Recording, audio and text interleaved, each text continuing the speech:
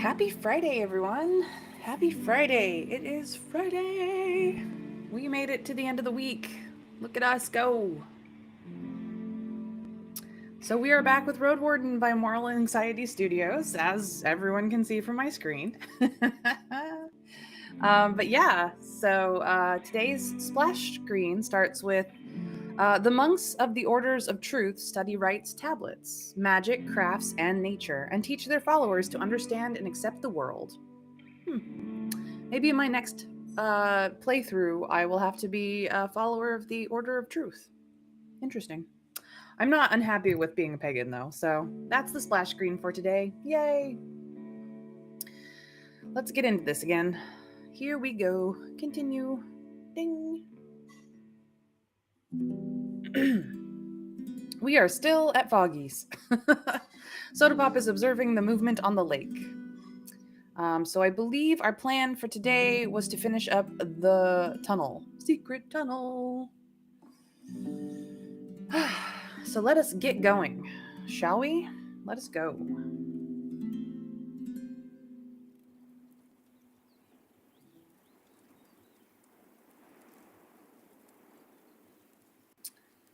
A large shadow coming from above makes you reach for your blade, but the dragon doesn't care about a meal as humble as you. It flies towards the sea, letting out a single roar. Oh my. Our first, our first big dragon sighting. We've seen dragonlings before, but oh dang. That's scary.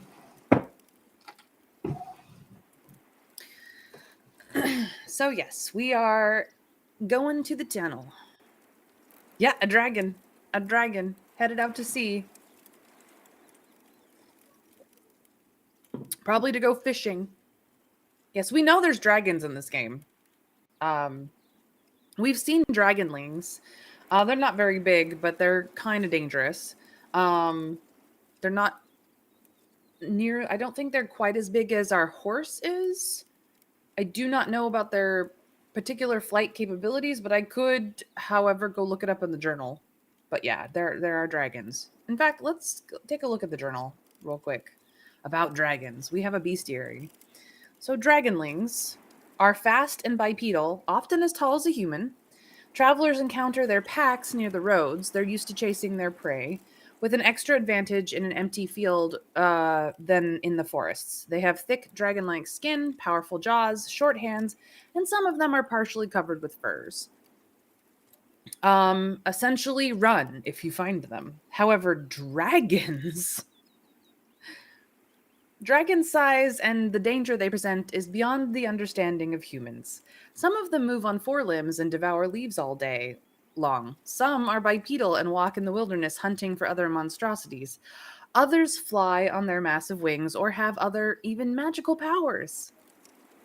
Dragon hides and trophies are one of the most rare and valued crafting resources on the land, and their bones are either cut into small disc-like coins or turned into weapons, armors, or tools. According to Dalit, they don't even care about humans all that much. They're too small for their jaws, and it's not easy for them to get through our clothes or whatever it is that we carry around.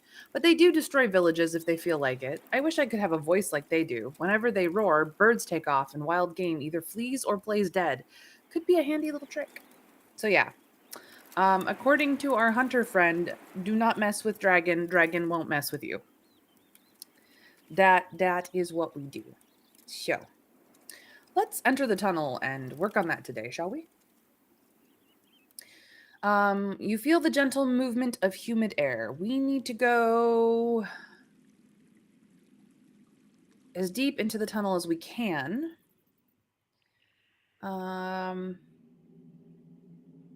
So we're up here. We should head towards the cave-in.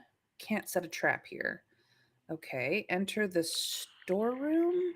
Can't set a trap here. Nope. Return to the crossroads. Head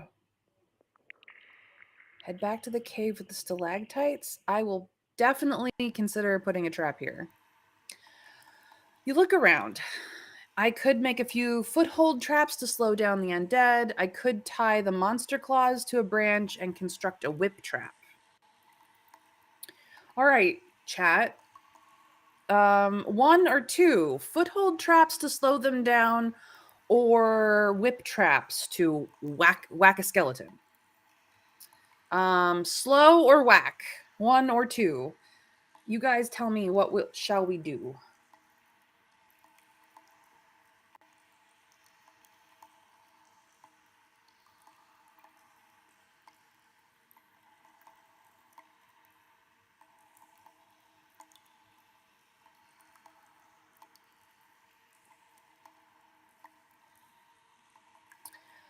Winter Freeze is two. All right, that's fair. That's fair. Um, so we're currently in this room right here that's somewhat highlighted. We were just outside in the hallway, but that's a little close. I don't want to start putting a trap there because if the skeletons hear us and that's the first trap we put down, we're gonna have problems. So it might be good to put the foothold traps in the hallway to slow them down, and then put the whip traps here in the stalactites to whack a skeleton while we deal with them. So I'm going to go with what Winter Fairy says because I just think that's a good idea.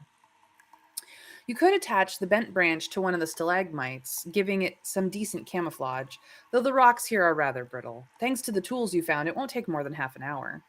You have enough claws, cords, and wood to build 2 whip traps in the entire tunnel. Yeah, let's get to it.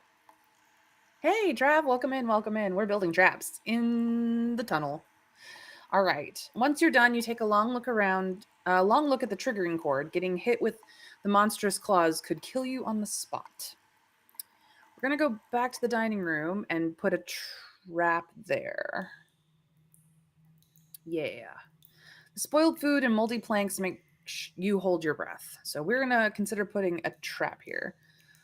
We could break the barrels and cover the floor with the slippery liquid, or we could crush the monsters with a deadfall trap. So we put the wacka skeleton in the stalactite room because we're currently in this semi-highlighted old dining hall. I think we're gonna put the foothold trap or a slow down trap in the hallway right before the skeletons, but we haven't done that yet because if it's too loud and they get tripped off, we're gonna be in problem town. So we want to be able to run back to the other traps just in case. We've already put one in, but we could put another one in. So chat, do we put another slow down trap in this one, or do we put a crush the monsters trap in this one? Slow or crush, one or two. You guys tell me, what will we do? Pretty please.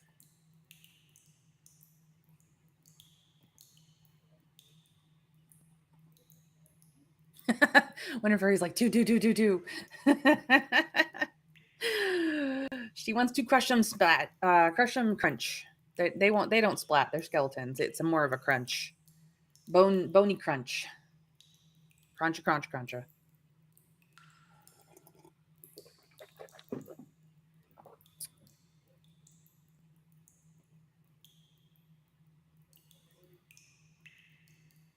Heck yeah. They don't get to feast on us today. All right, we're gonna crunch monsters. You could hang the load of wooden planks and beams right above the entrance and make it collapse with the pull of the rope. You can't be sure if such moist wood will be effective at hurting anything. Even with the tools you found, it will take more than an hour. You have enough supplies to build 2 deadfall traps in the entire tunnel. Let's do it. Let's do it. So this right here is the rock fall, which we can't get through. So we're routing around it like we've been doing. The skeletons are over here. We have a trap to construct here still. We cannot construct a trap in this room, so because that's a dead end. That would be a terrible idea. So we're basically, we've put a trap in this room. We're putting a trap in this room, and we're just kind of doing that. There's only like 3 skeletons, so but we can't get through the main corridor, and we'd make a lot of noise trying to clear out the main corridor. So what we're trying to do is clear out the skeletons so we can go about fixing the main corridor and having this shortcut path through the mountain to get to Gale Rocks. That's kind of what's going on right here. That's the stitch for anyone who knows Kim Possible. Yeah. Um, we're making a crush trap in this room though. You put the triggering cord away from your usual path to avoid stumbling over it. I'm gonna try to open the door in the corner. Oh, hey, more stuff to explore. The door gives way. The next room is also too large for your light to reach all the corners at once. The empty shelves, chests, and spear racks give you no promise of a hidden treasure, but you also find a box with rusty nails, a cracked barrel in the corner, and a broken blade. You could spend some time collecting these and other iron scraps, then sell them to a village. In the room's corner, you notice a wide sheet of moldy fabric that covers a large part of the wall. We got time. I'll collect metal scrap. Heck yeah. Knowing where to find the useful tools, you dismantle the barrel and prepare a decent sack of clanging pieces of iron and steel. For now, you move it to the dining room and leave it by the exit. I'm going to examine the curtain. It's divided in the center, allowing you to draw it. Behind it, you find a tiny room, maybe 2 steps wide and 3 steps deep. It's silent, not as humid. The wall ahead isn't like the others. It's covered with red and purple bricks. I look for anything unusual. The walls to your left and right bear a few iron hooks that could be used to hang cloaks, paintings, or trophies. The corners aren't too dusty, and there are no footprints on the floor. You inspect the brick wall further. In its center, at chest height, you spot a distinctive engraving. It's a winged hourglass, about a finger long. So, we could go buy a winged hourglass from someone in Gale Rocks, I believe. Or we could just dismantle the wall. You know what? Somebody put work together to build this wall, and it's winged hourglass engraving. I think I'm just gonna leave the wall. I'm not even gonna let you guys vote on it. I'm gonna leave the room. But it's good to know that it's back there. We'll deal with that another day. I'm gonna leave this room. I'm gonna head back to the chamber with the stalactites. I'm going to enter the main tunnel, and I'm gonna put a trap here. As you can see, it's highlighting where I am on the map, just slightly. I don't know if you guys can tell, but this corridor where the skeletons are just slightly further on, the corridor is now highlighted. We're gonna put a trap here. Oh, okay. There's no slowdown trap that we can put here. We can only do a whip trap. Being so close to the undead may alert them with noises. To place a trap here, you have to be quiet and careful. So it looks like we don't have any slowdown traps so far. We just have whack a skeleton, crush a skeleton. So here we go. It's not a choice. We're just going to do it. You could hide the bent branch behind one of the supporting beams, though it won't be easy to camouflage the triggering cord in darkness. You need to be careful, but thanks to the tools you found, it will take less than an hour. You have enough supplies to build one more whip trap in the entire tunnel. Let's get to it. Once you're down, you take a long look at the triggering cord. Getting hit with the monster's claws could kill you on the spot. All right, we're gonna head. I have one more trap that I can build. So stalactites, dining room, main tunnel. So now we're on the other side of the cave-in. I'm gonna put a trap here as well. So we don't have enough for a whip trap. We are going to do a deadfall trap because that's all we have the supplies for. You could build a humble structure right above the entrance using the rubble from the cave-in, then make it collapse by pulling a rope, though you can't be sure the creatures won't notice your attempt. Even with the tools you found, it will take you more than an hour. You have enough supplies to build one more deadfall trap in the entire tunnel. Well, let's do it. We're doing it. You put the triggering cord away from the usual path to avoid stumbling over it. All right, we have done all the trappage I think that we can do. Let's double check. Oh, hey, no, never mind. We can put more traps. Hey, let's do more traps. More traps. Why not? So this will slow down the undead as we make our way out. In case everything else that we've done does not help us enough. So we'll do a slowdown trap. You can make a few deeper holes in the more static parts of the water and surround them with sticks.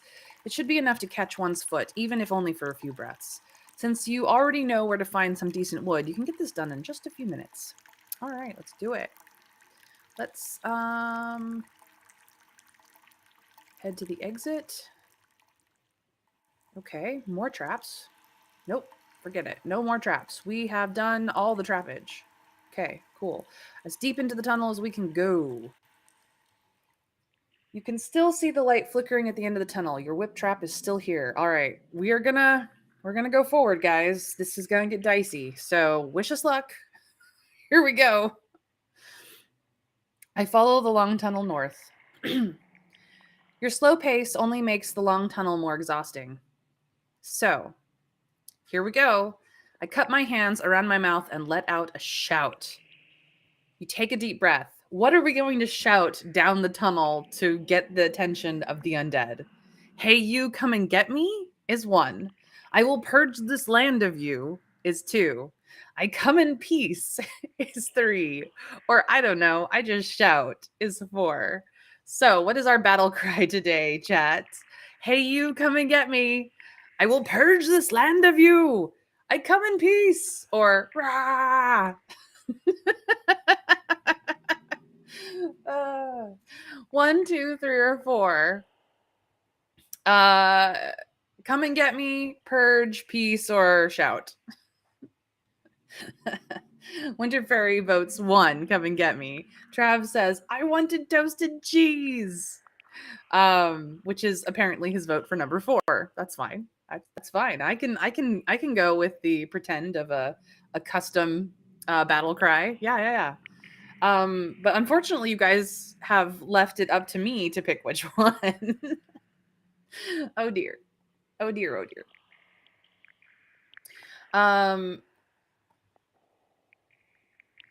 I'm gonna go with I come in peace just because I find that one to be the most hilarious. I come in peace, and then they come after you to kill you. Yep, let's do that. The creatures don't scream or wail, and neither make threatening gestures nor cast angry glances. You hear only the rattle of their bones as they hit against the rocky floor. The empty eye sockets of the naked skulls reveal nothing. The 4 skeletons wear a few rags, and 2 of them still have scraps of flesh on their limbs. Their weapons are unconvincing, simple digging tools and spears tipped with rocks, but you notice the speed and confidence of their movement. The one in the back is holding a wooden lantern, while the other one is carrying a fresh torch. But the group doesn't pay much attention to their steps. I have the option to raise my crossbow, which against skeletons is silly. I could be ready to just try and wacka with my axes, or I could run for my traps. I'm gonna run for my traps. I'm not dumb. You jump over the cord stretched above the floor, but after one of the undead triggers it, it gets hit only with the tip of the branch, not too forcefully. You glance behind, and while the creature needs to get back to its feet, it's still going. Alright, that didn't go so well. That one was probably the worst of the traps we made, so let's run to the chamber with the stalactites and see if we can't whack a skeleton a little bit better with that one. While the undead does stumble upon the cord, the stalagmite can't hold the force put on it by your whip trap. It shatters, making the branch splatter the water around. Oof. Well, that didn't work. Guess I'm not very good at making traps, guys. I'm gonna run into the dining room. Crush, crush, crush. You pull the cord and drop the beams and boards on an undead skull. The wet timber causes little more than a stagger, but gives you a few moments to react. Oh no, this is not going well. I will leave the chamber. You lead the undead to the short corridor. The door has no lock. You can't keep them away, but they have time to enter one at a time. Well, we could keep running, or we could use the opportunity to strike the closest one and then move back. I'm gonna use this opportunity to strike. I think this is a good point because they can only come at us one at a time, so we can't get surrounded in this moment. Just gonna do it. You manage to surprise it with your fierce attack, cutting off its arm with a confident thrust, then step away, unable to swing your blade in such a limited space. While the undead leans away for a few moments, it doesn't take long for it to straighten up again. Oh boy. Run! You pull the cord and drop the sharp rocks on an undead skull, crushing it and making its owner collapse. The loose bones of the first undead scatter over the floor. All right. We have one more trap that we can do, so we're going to run towards the stream and hope to slow them down enough to face them. You slow down slightly, making sure to avoid all the foothold traps, and the undead spurt forward, but not for long. After one of them sinks to the bottom of the pond, the others come to a halt, helping it get out. It's your opportunity to act. It can't dodge a shot from my crossbow now, which seems to be a sure thing. So perhaps we try the crossbow? 1, 2, or 3, chat. What will it be? You guys tell me. Consensus will be what we do. Dodge, face, or run. 1, 2, or 3. Winter Fairy says 1. Shoot that thing. Trav, do you agree?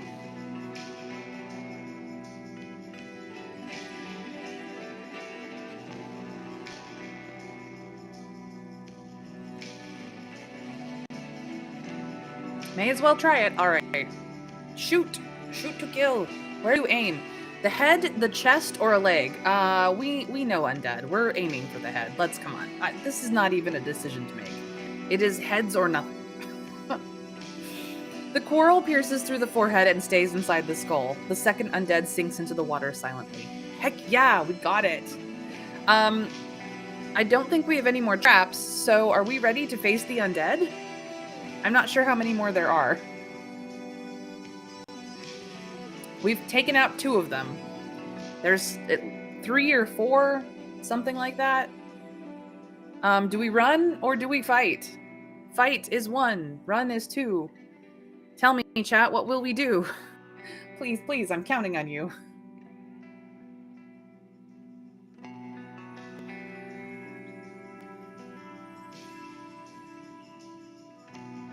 Winter Fairy says 1. Let's fight him. Fight, fight, fight.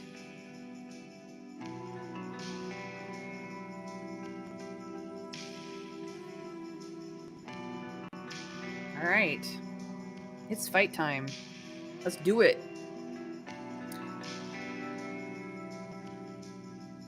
Your boots are wading the stream. After you exchange a few hits with the skeletons, which seem to have much greater control over their stance than their light shells would suggest, you almost slip. With or without flesh, your target blocks and dodges, making you fight as if you're facing a human, not a bloodthirsty beast. While you swing your axe with strength, cutting through the bones isn't easy, especially when the enemy parries with its own tools. During the clash, you take a few hits, but you end up surrounded with crushed and detached bones, gasping for air yet victorious. Your gameston stopped any cut it took, protecting your flesh. Whew, we made it.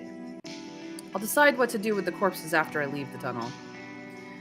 The flow mercilessly carves its path through the mountain. Okay, we made it, guys. We did it. We got rid of the undead scourge of this tunnel. So, we're gonna move into the tunnel, go to the dining chamber, the stalactites, the main tunnel, and head towards the cave-in. Why do I need to enter the storeroom? No. I can't clear it out now? I guess not. All right, we'll go north. You put away your light and sneak forward. The tunnel is quiet and dry. We enter the dark chamber ahead.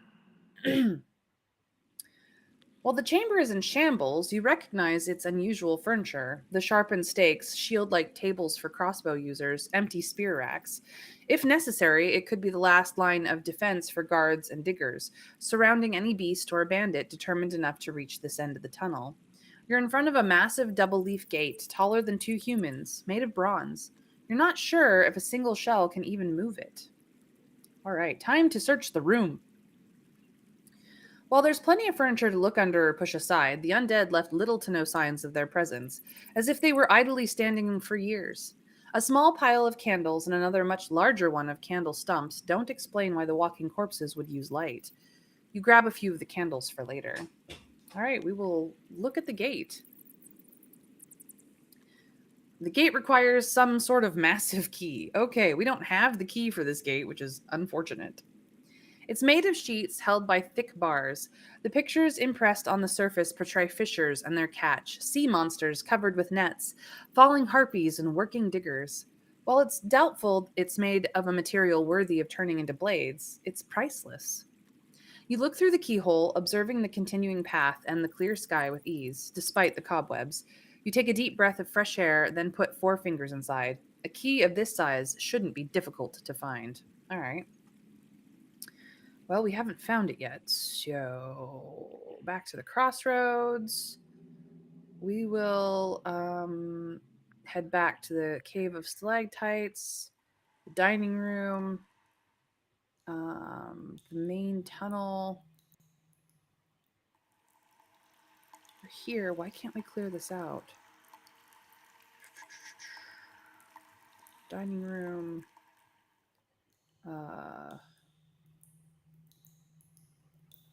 Can I not go to the... well, I guess I will go back to Soda Pop. Soda Pop is napping in the shadow of a tree. It may be the right time to take care of the corpses. We got like 5 hours. So yeah, let's deal with that. Oh, and there's an ad starting soon for anyone who is not subscribed. Just FYI. So non-subscribers, I'm sorry, but there are ads. And it's starting soon. Picking up the bones won't take you much time, but the funeral traditions are rather demanding. You'd need to chop and gather enough wood to form a big pile somewhere down the hill. Of course, the orthodox approach is not the only one possible. So, we won the fight against the undead. Nice. Yes, sorry, Awkward. You missed the fight. It was fun. It was intense. Most of our traps did not work very well, but they did help a little. We did take out two of the corpses with just traps. So, yay. All right. Hi, Kay Schwegel. Welcome in. Welcome in. Our non-subscribers are currently in an ad, unfortunately.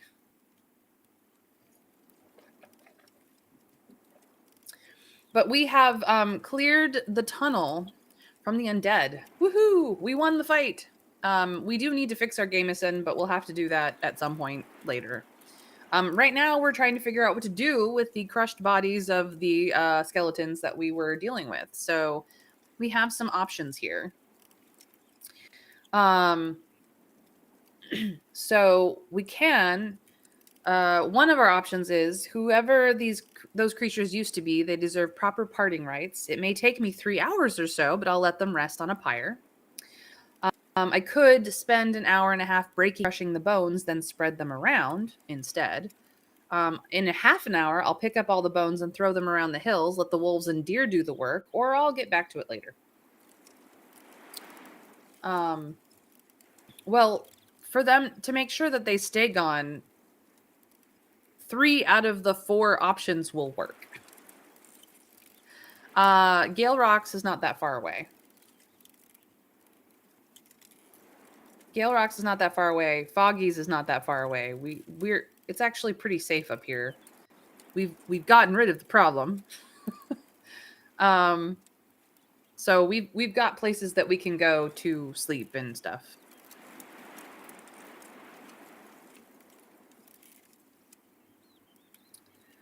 Oh, sorry, Awkward.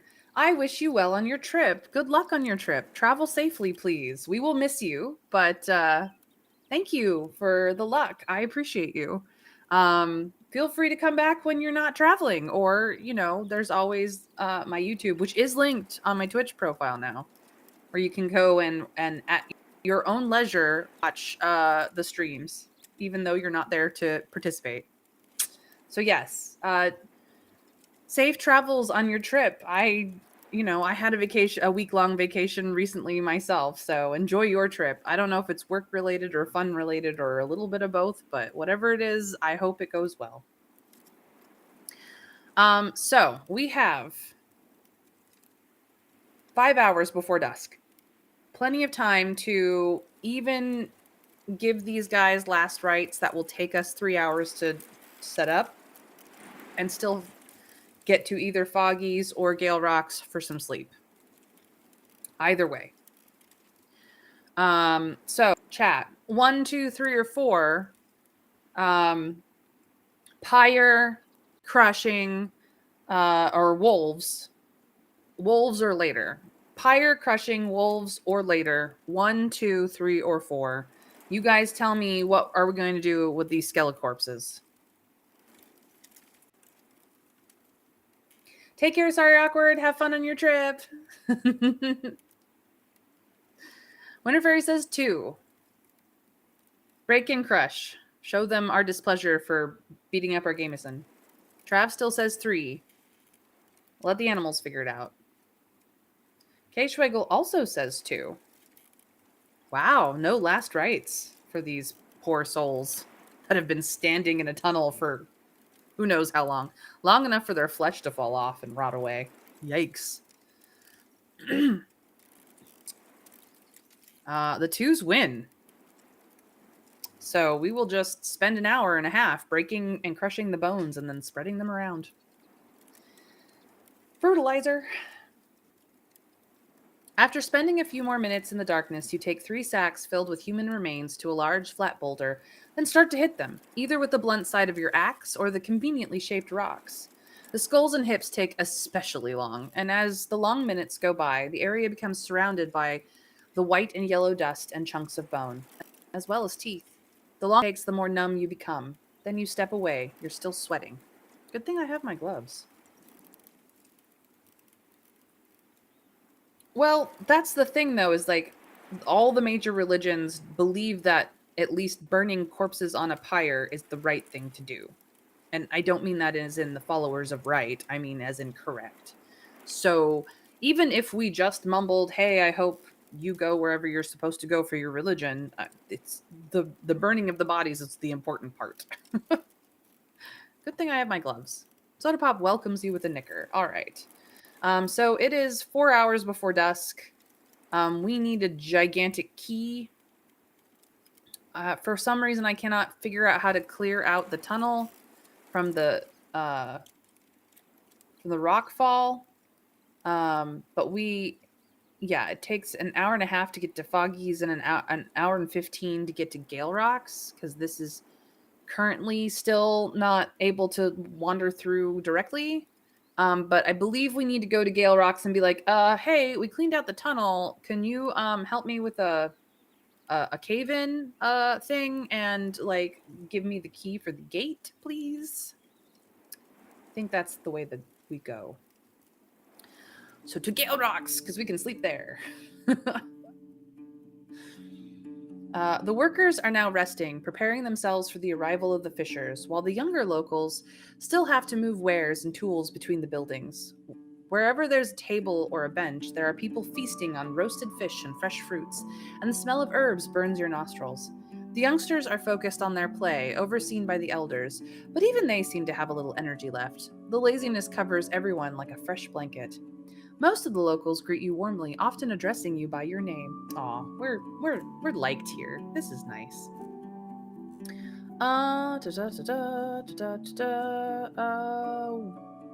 We need a bath. You find him while he's collecting empty buckets around the village, ready to carry them to his regular spot at the bridge. What is it, outsider? Got dirty? Tell me about your services.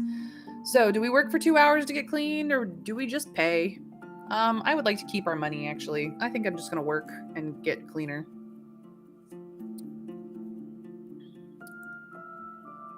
It's fine. We now are very, very much more clean. That's happy. He reaches for a bucket and looks around, seeking a spot where it may be of use, and we step away. You hear angry shouts coming from one of the rock-carved houses, but they suddenly stop. I'm looking for shouts. Nope, that does not work. All right. I tried. Let's talk to the gatekeeper. We haven't done that in a while. Yeah, we were pretty gross, so I was like, it's bath time. We helped bring water to places and then got clean. The guard you met when you first arrived at the village is leaning against the wall, observing both the gates and your mount. Whenever Soda Pop snorts, the gatekeeper reaches for his axe. As you get closer, he nods to you. I encountered undead in the tunnel south from here. Right, they almost got my wife, they did, when she tried to check on the locked passage. We stay away from there, but talk to our digger. She's there with her toys. He steps away from the wall and looks at the nearest table, where an elderly woman is putting together a humble structure from wooden building blocks. All right, I walk away. I'm looking for the digger.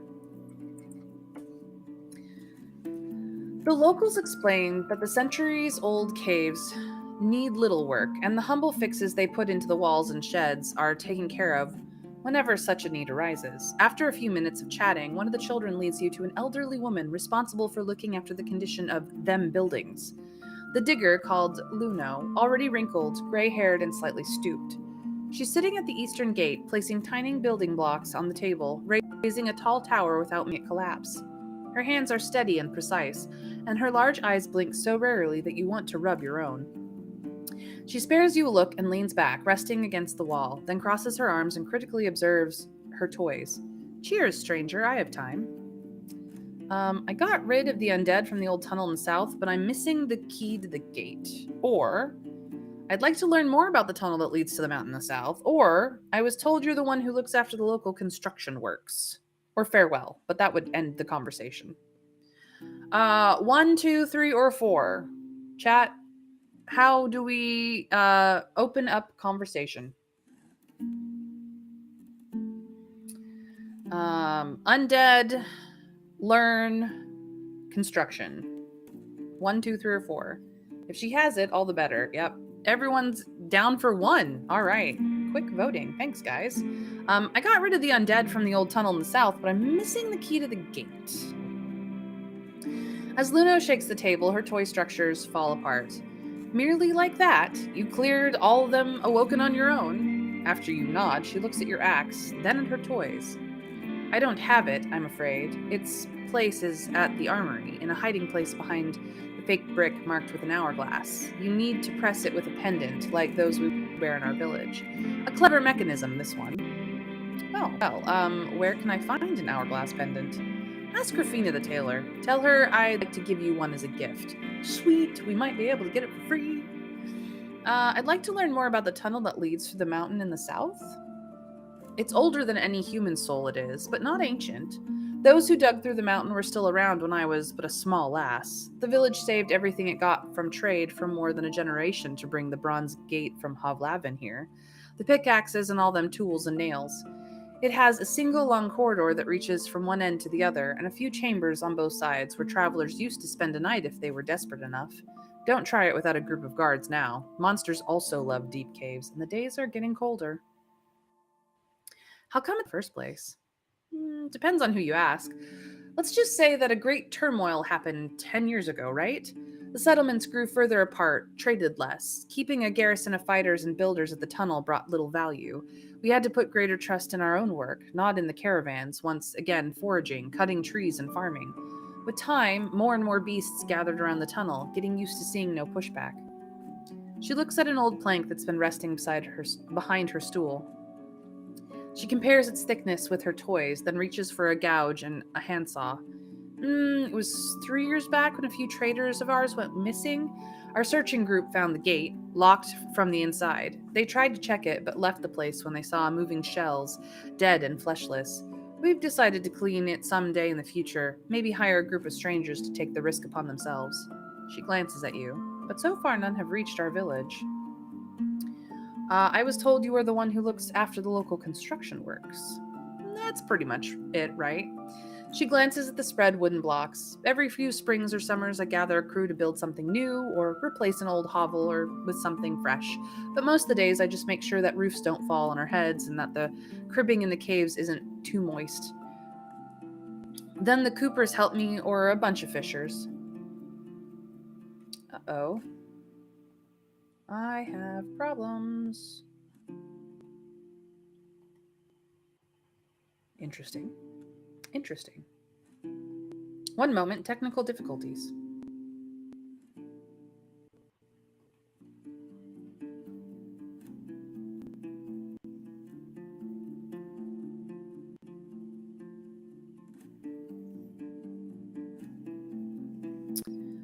There we go. Technical difficulties sorted. I don't know if my stream went down at all, but that was interesting. Twitch seemed to spaz out. Whoopsie daisies. Where was I?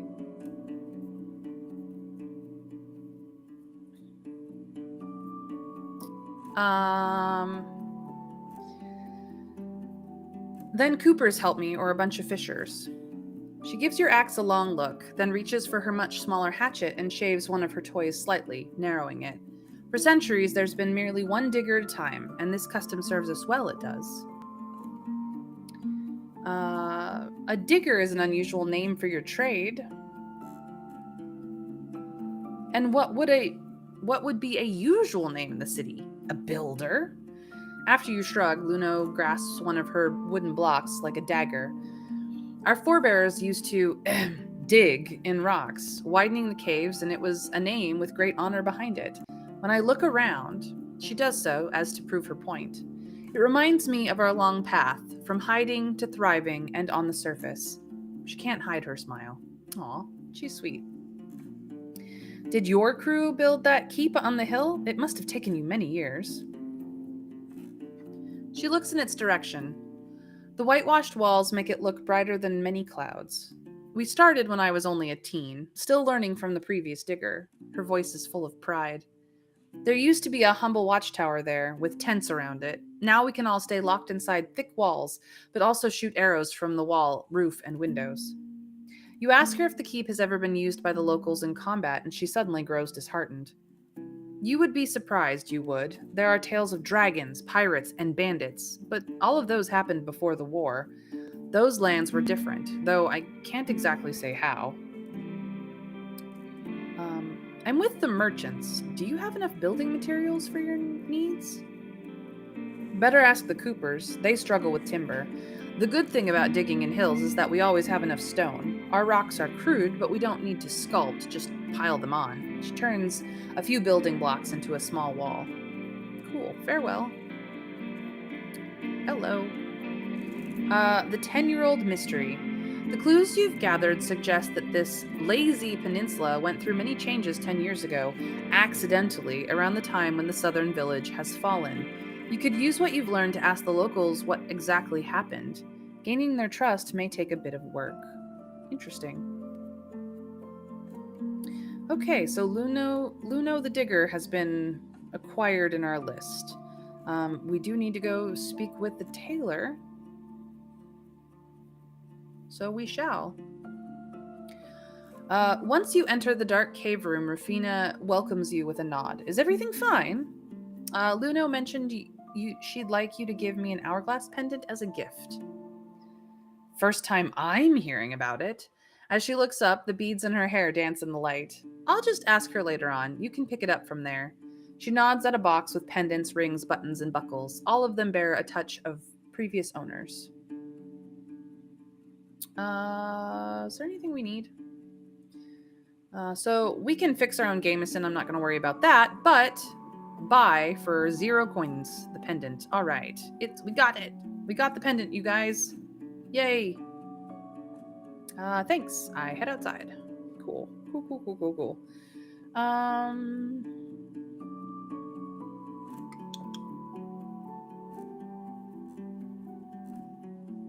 Let's see if we can fix our gamison. It'll take a bit, but yes, we will fix it. Our experience is now high. Look at that. Nice. We know how to fix things. Nope. Too sleepy. Furs and skins.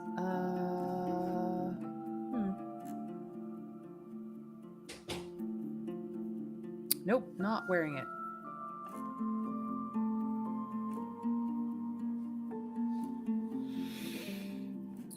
You hear angry shouts coming from one of the rock carved houses, but they suddenly stop. You go to. We could go to the gossip, but we're actually just going to sleep because it's the middle of the night. So we could rent a room for two, and that will help us lose less of everything, or we could do some labor and be hungry, which we can fix. So yeah, no, we grabbed the necklace for the key. We just have to go back to the tower, but we have to sleep. So it's sleep time, and then tomorrow we open the gate. So yeah, we grabbed the necklace. What I was commenting on is you can actually put it on to pretend like you are a rights follower, but we have Sauron has never lied a day in his life, so we're not going to do that. We are not a follower of the right. So there's no reason to wear the hourglass pendant because it's not our religion. We're as pagan can be. So yeah, I was commenting on the fact that I could put it on if I wanted to and pretend to be a different religion, and I was like, but that's a lie. No, we're not doing that.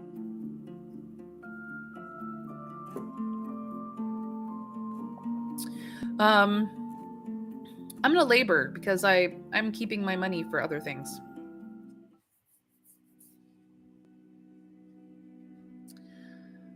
Your sleep gets distorted by the foul smell coming from your bundles. Ah, oh, darn it, we forgot about that darn fish again.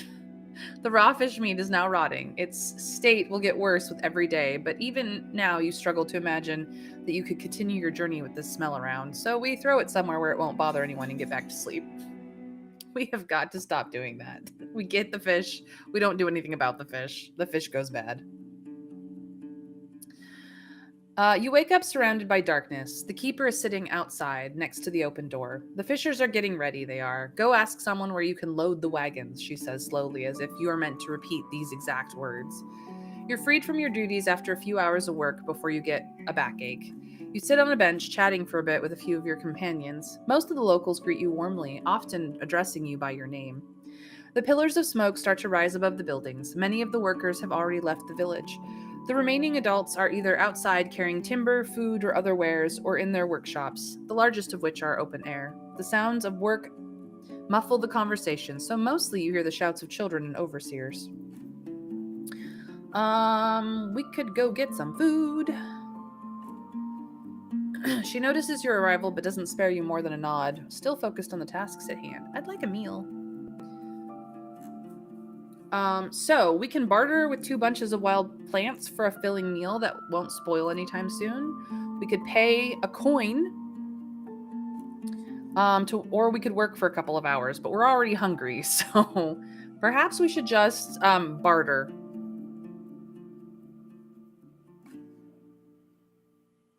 What do you guys think? Barter, work, or pay. 1 is barter, 2 is work, 3 is pay. 1, 2, or 3. Chat, you know what to do. Tell me what we're doing.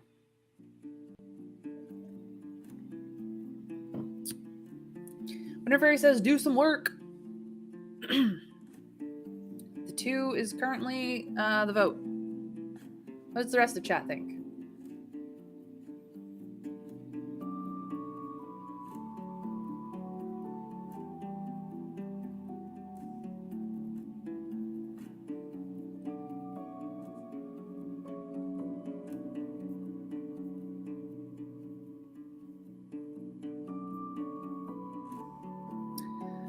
Trav votes for 1, barter. Besides, the plants might go bad too. Use them up. It's true. You can always get more plants. Anybody else want to weigh in on the vote? 1 is barter, 2 is work, 3 is pay. You guys tell me.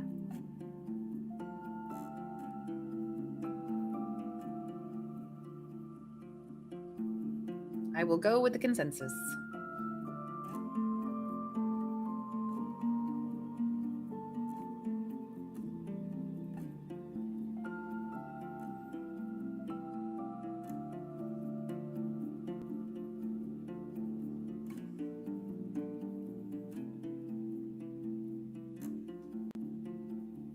I guess it's up to me. I'm gonna barter with the wild plants. I don't see anything wrong with that. It helps out everybody. Barter away. So that just gets us a ration, apparently. So we will eat our rations. Cool. I can't use my inventory because I'm in a conversation. Okay, I will step away and then we will use the inventory. That is how that works, apparently. We were hungry. So yes, now we're good. We're all good here. I mean, we could be slightly cleaner, but I don't care enough.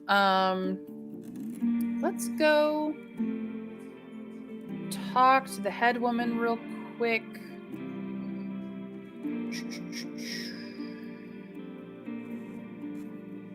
One sec. I'm gonna go talk to the armorer just to see what he's got. He just has arrows. We're okay on arrows. So never mind. Yeah, let's see what the head woman has to say. Here we go.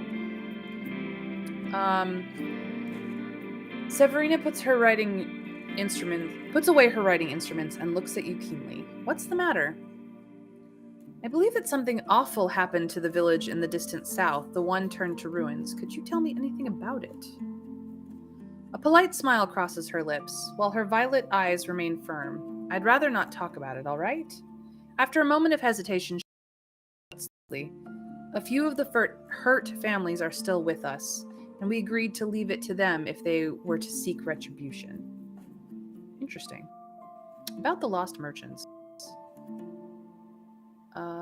I'll tell you. Yeah, we know about the lost merchants, but we haven't found them yet, so we will wait on that one. We may have to go to the gossip. Jeez Louise.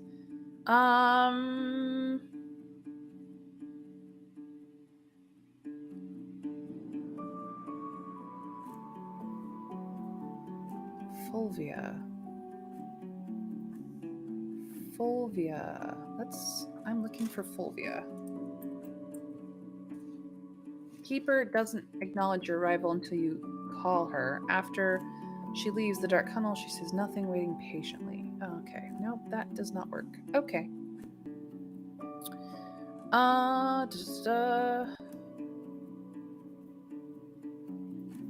Nope, no new questions there. No new questions there. No new questions there. No new questions there. No new questions there. No new questions there. Okay. We're going back. We're going back to the tunnel. Retribution. Did White Marshes lose their population in a war? Is this the reason that the Greenie tribe is hiding? Did Theus try to wipe out some other rival village? Or maybe something else?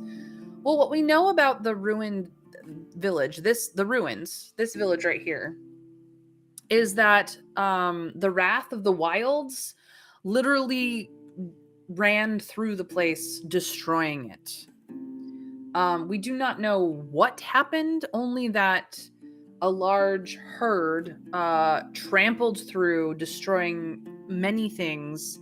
And this happened about 10 years ago, and that nature hasn't reclaimed the village for some reason. There is some goblins down there, but it hasn't been like reclaimed by the wilds yet, even though it's been a decade.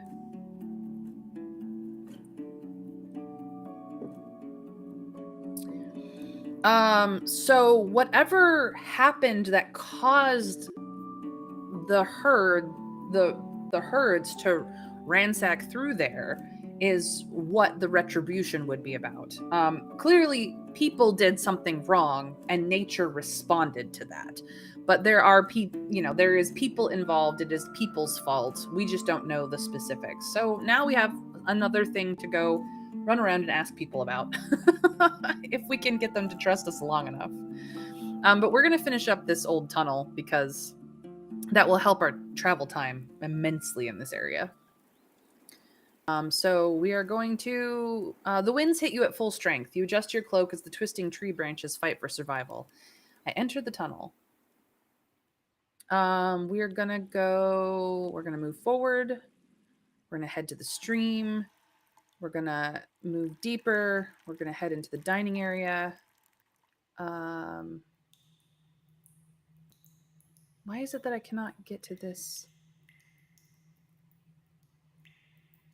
I head back to the armory. Oh, that is the armory. Okay. I was getting confused. I thought this was the armory, but no, it's not. I return to the tiny room. Almost no sound reaches this spot. I touch the shape of the hourglass, the pendant I own.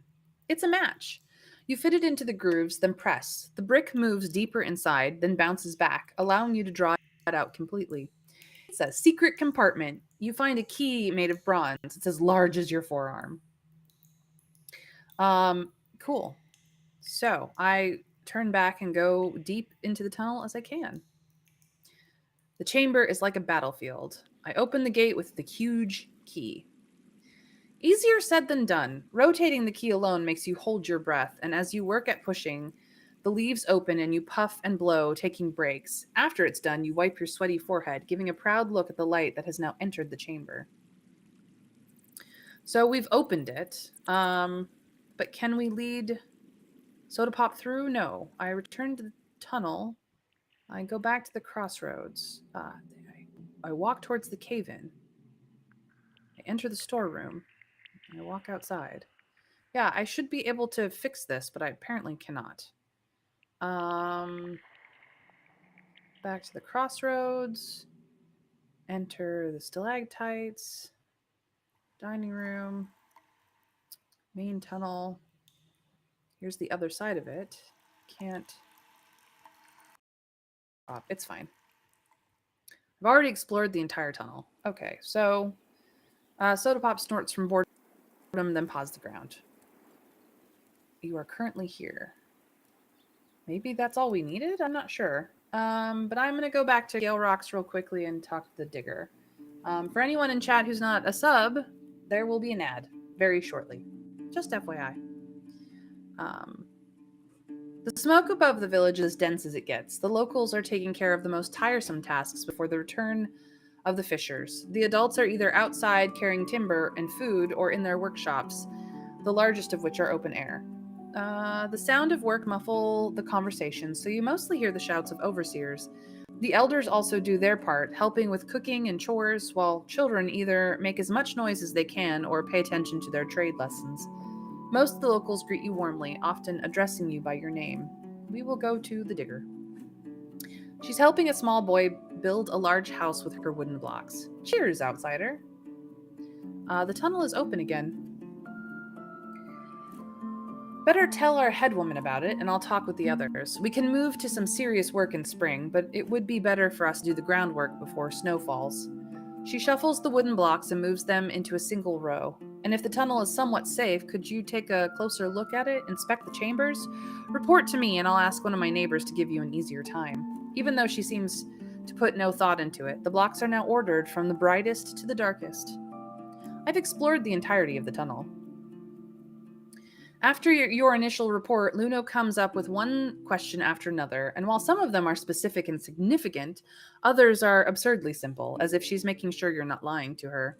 You don't know all the answers, but in the end, she smiles at you, clapping her hands without a sound. With that, we can gather timber, rocks, and tools, and I already know which ones will be just perfect.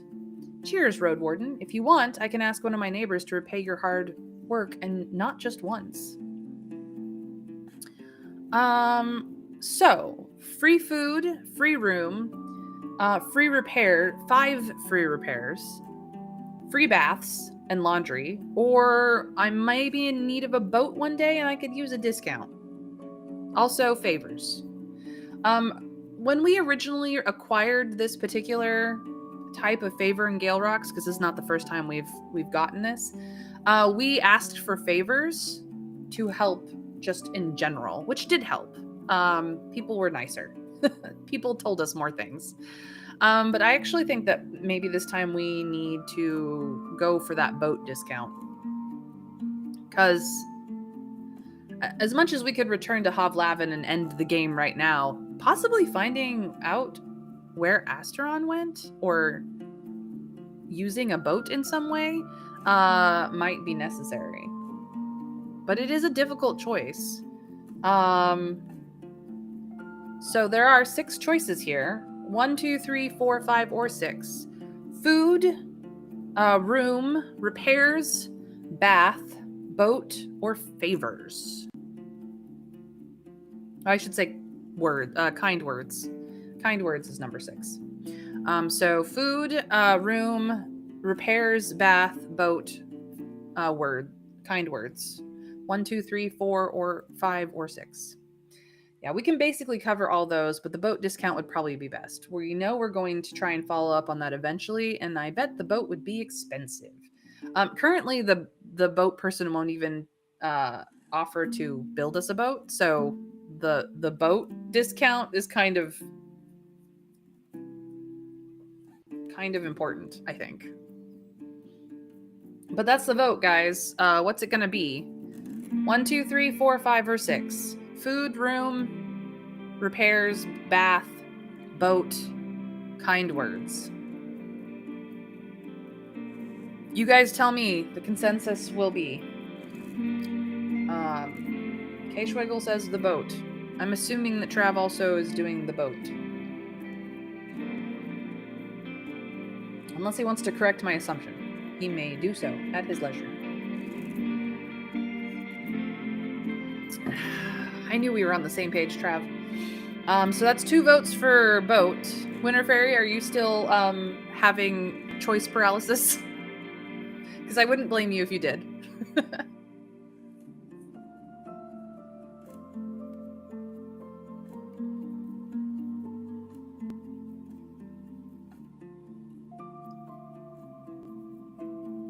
Boat it is. I may be in need of a boat one day. I could use a discount. Right. She starts to build a wall from the wooden blocks. I'll speak with Navica, the boat maker. Farewell. Hey, let's go talk to Navica, the boat maker. She glances at you, then turns her head away and pays attention to the log she's carving. All right, we walk away. All right, that's all we needed. I'm assuming that this will help things. It seems to have helped. Great, fantastic, fabulous. We have other choices now. I don't think we have what we need for the monkeys. We do have enough money to get the plant stuff from Thyrsis to deal with the pathway towards the tribe of the Green Mountain. There's some foraging ground. Look at what else. We still need to finish with Beholder. We could go back to Eudosia as well. Let's look at our journal. Okay, explore the peninsula. We've got a lot of that figured out. Help others. We've helped lots of people. Look at that. Look at all those people that we've helped. Find the Roadwarden. Still in the midst of that. We kind of know where he is now. Bronze rods. We need to turn this in. We've put them all down. We need to turn this in. Glaucia's band is somewhere in the heart of the woods. We could probably go do that. Not today. We've wasted half the day, but we could probably go do that. Healing the plague. That's dealing with Beholder, which also coincides with Swamp Altar. So that's that. Hidden pouch. We found the pouch. It contained a single dragon bone. So we do need to go back to White Marshes for that. Hidden village. That's the tribe of the Green Mountain. So we're pretty sure Astron went there. Whether he's still with them or not, we don't know. Lost merchants. That's a heart of the forest type deal. Missing hunters. We could attempt to go deal with more of the howling monkeys, but I don't think we have what we need for the howlers. I'm not entirely certain what it is that we need from for the howlers, but we have some money. We also could go down to Pelt to the north and buy that nice pelt and find some place to sell said nice elk pellet and the rabbit pelt that we've recently acquired too to make even more money. So we could just go on a money run. Rentius, we still have to figure out how to gain enough trust to talk to him. Helvius will agree to introduce us if we've proven ourselves trustworthy. So, and we've kind of refused to collaborate with Theus on just wiping out the awakened at the village. We kind of want to do this peacefully. So, yeah. Then there's the ruined village, which we now can ask more about.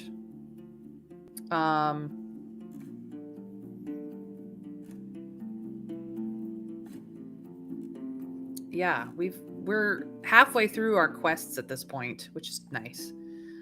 So with that in mind, we have half a day to get places and do things.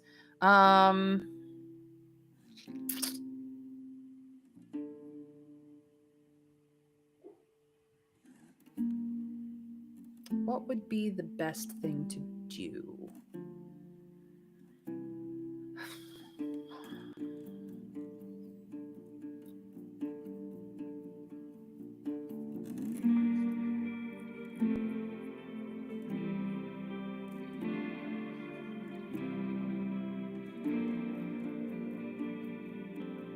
How about we go check on our fish? I think that's what I'm gonna do. I'm gonna go check on the fish. This is not gonna take me long to get there. We can wash ourselves. We're a little dirty. Now we're not. Let's see if the fish trap has luck. We caught 3 fish this time. All right. I'm going to set the fish trap again. Cool. Great. Let us go back. We've spent a few days away. I will check this foraging ground real quick, so we have a bit of time. Yay! As far as I can tell, none of the nearby mushrooms can be trusted. Even the ants avoid them.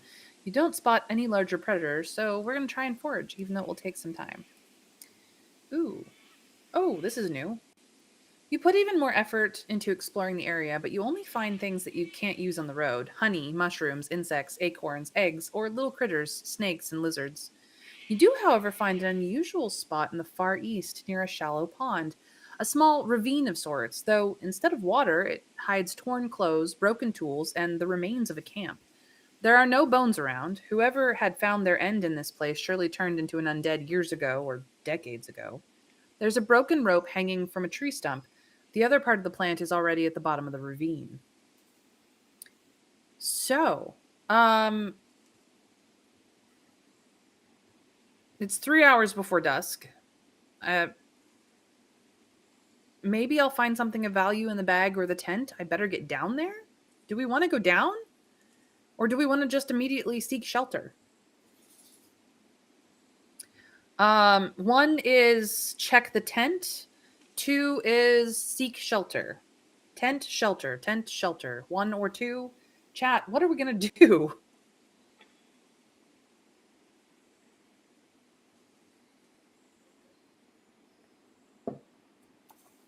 I think we can manage it. I mean, we're not very far away from the tower in the southeast, so it's probably going to be okay. Anybody else want to weigh in? 1 or 2, tent or shelter? You guys tell me what to do, please. Decisions are hard.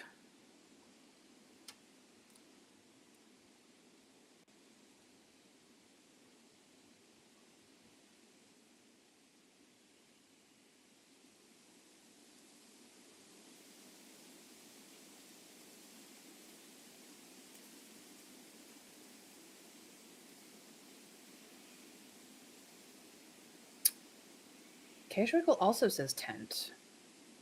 All right, we're going to check out that tent. You grab Soda Pop's halter. Yep, Winter Fairy's on and on too. Your mount observes the area nervously, not willing to graze on the sparse dry grass. You pat its side. It won't take long, you say, knowing both that it doesn't understand you and that you can't be sure if the words are true. It lowers its head and starts to paw the ground. Not willing to repeat the mistake of the previous traveler, you tie your rope to a stone instead of any of the plants. You take only what's necessary and descend, leaning with your boots against the rock face. The sounds of wind and birds are muffled and echoed. You end up in a corridor of rocks. I approach the traveler's possessions.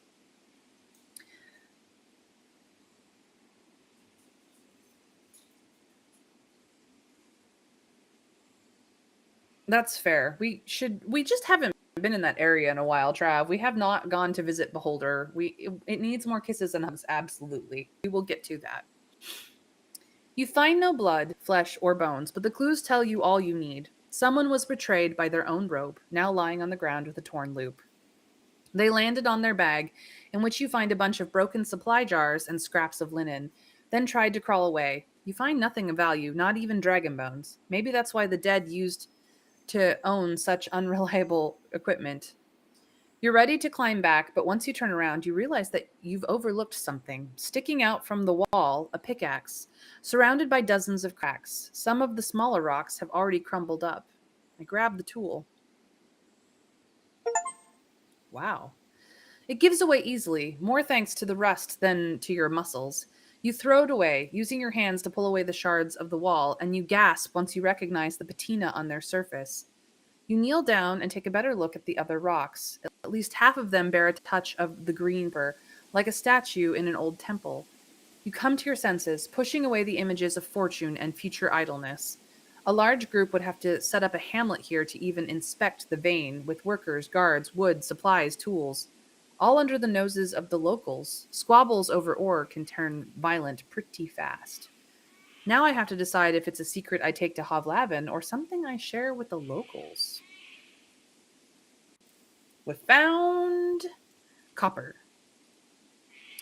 We must seek shelter. Apparently, the closest shelter is Foggy's Lake. Let's see what the travel is like. Yep, 45 minutes or an hour and 45.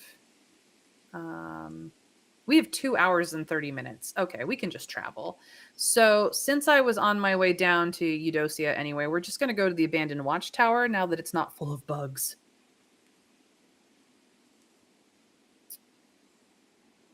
Yeah. True, but there's a plague. People are dying. Did witchy woman's parents die because we were slow? I don't know. I've never This is a blind playthrough.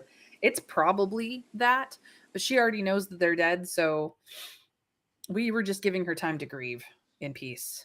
Um the watchtower is blending in with the wilderness slowly. For a moment you think that the gate's position has changed since your last visit, but once you get closer, you're sure there are no fresh tracks. Yep. Merchants might care the most. Locals might care too. Remember, there's a lack of metals in this area, so they would care a lot. But which local do you tell them? Do you tell about it?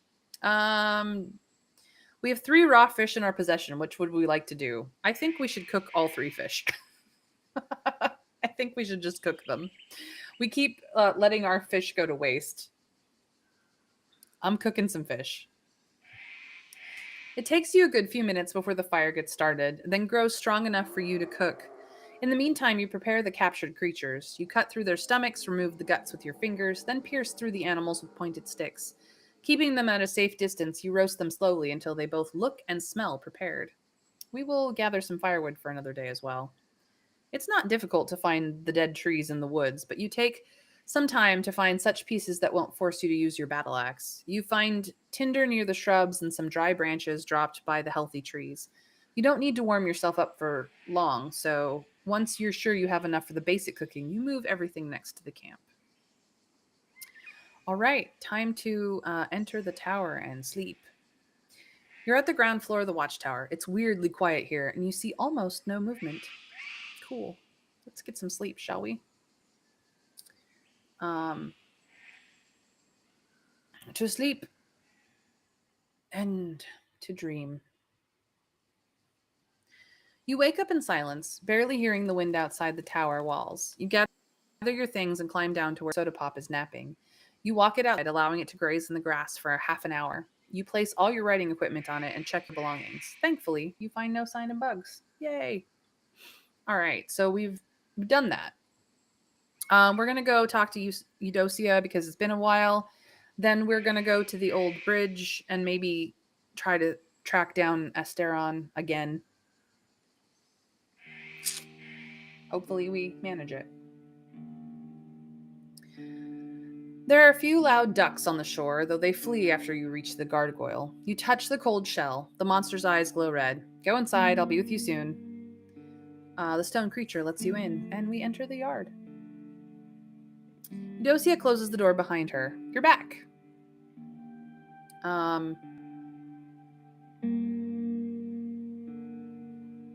I want to collect my reward for the bronze rods. Let's get that money. Holy shoot. 16 coins. We're rich. Eudocia wipes her hands on her robe, puts one into her pocket, and waits for you to describe the locations where you've placed the rods. She asks you for a few details, then thinks aloud. Let's see. 8 rods in total, so that would be... Here you go. I guess we're done here. How much... We are... return. Yay, roast fish. We have 31 coins. This is the most coins we've ever had in our lives. That's amazing.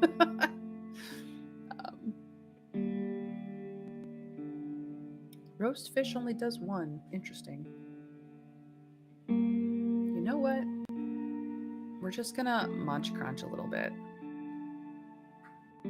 Nom, nom. Here we go. Do you need help with anything else? Her lips form a shadow of a smile. I do, but it won't be as much of an ordeal, just a simple errand. She moves closer and pulls out a dry flower petal from her pocket. See, it's like an orange tulip, but has much larger leaves. It's called snakebait. Bring me 1 or 2 freshly picked. I'll pay ye 5 dragons. Fair enough? Any tips where I can find it? That's the hard part. You can try in the western villages or in the deep woods. They need light, so not in caves, but stay in shadows, so below trees. Edges of meadows would be my guess. Or maybe you'll find one just by the main road? Keep your eyes open. 5? What do you need it for? I simply want it. Her voice gets colder. These flowers are hard to find. I'd pay 5 dragons for them any day. You start to ask another question, but she warns you with a scowl. That's all you need to know. Okay, deal. I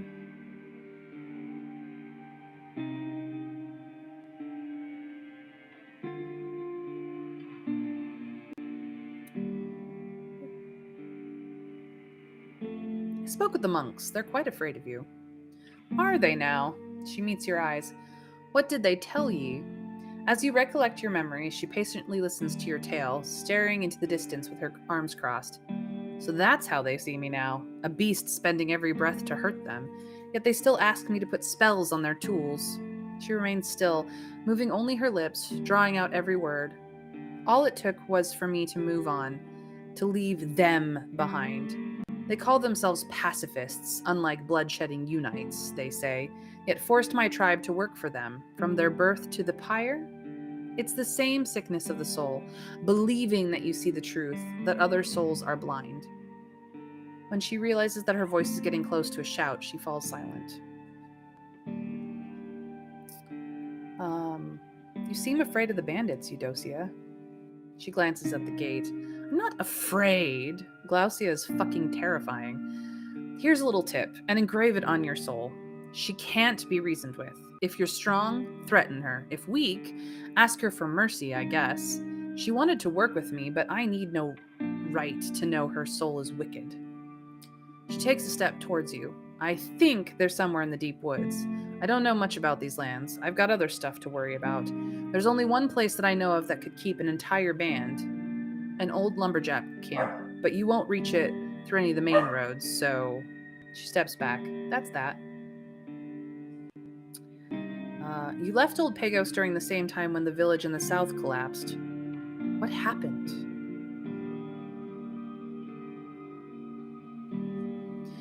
I'm no longer part of the northern tribes. I shouldn't speak in their name. She looks at the closest golem, then at the tools, and finally at her clean fingernails. When you're at Old Pagos, who speaks with ye? After you mention Tertia, she drawls out her words. If ye have an hourglass, you may want to wear it. It'll be easier to convince her. After a long pause, you start to look around, and only then does she find the right words. And Is she healthy? I haven't talked with her in years.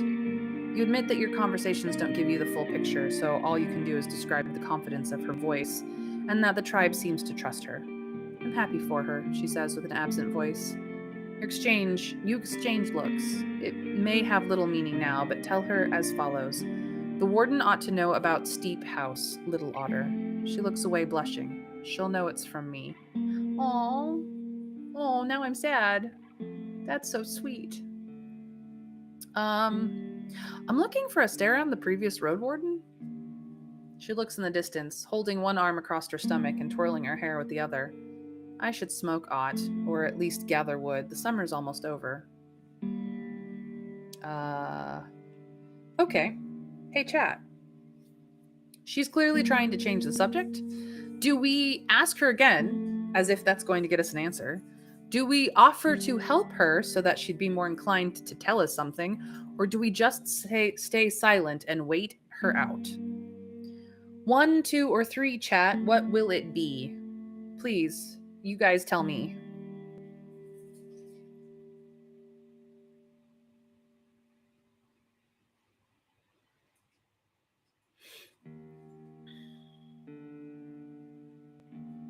Winter Fairy says 2. Offer to assist. What does the rest of chat think?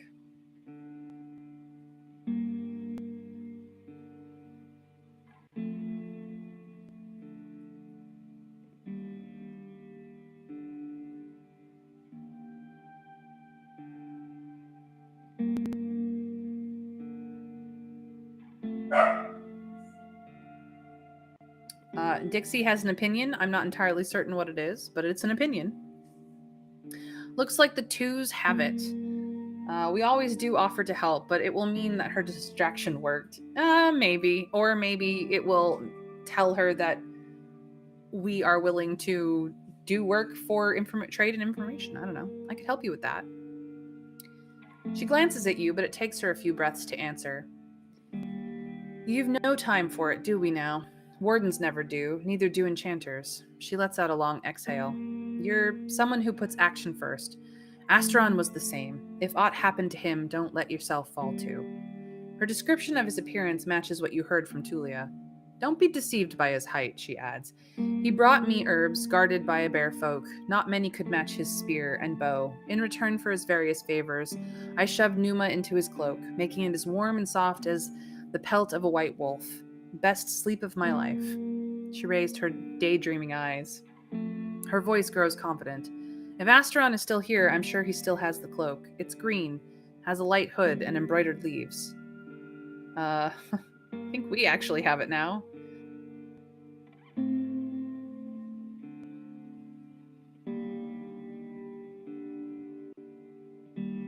Oh, I appreciate that count, but actually it's not been too bad. It's not been too bad. I manage. My hemophobia isn't so bad that like I want to puke on every time the word comes up, but it's fine. When was the last time you saw him? Soon before he vanished. He was anxious, tired, unkind, but from a heavy heart. He didn't explain. I didn't ask. He rested at her place for a few hours, healed himself with magic, and prepared his equipment. She shows a surprising memory for details, but not especially useful ones. He told me he was going to start a great journey and that he'd bring back many stories, but he was afraid. I know he was. Did he ask for anything weird before he left? Maybe he wanted something? She scratches the sand with her foot. Yes, actually, he wanted to borrow a golem of mine. She seems to finish her tale, but after seeing your look, she clears her throat. Oh, that's not an option. I've no way to stay in touch with the sentinels that far away from here.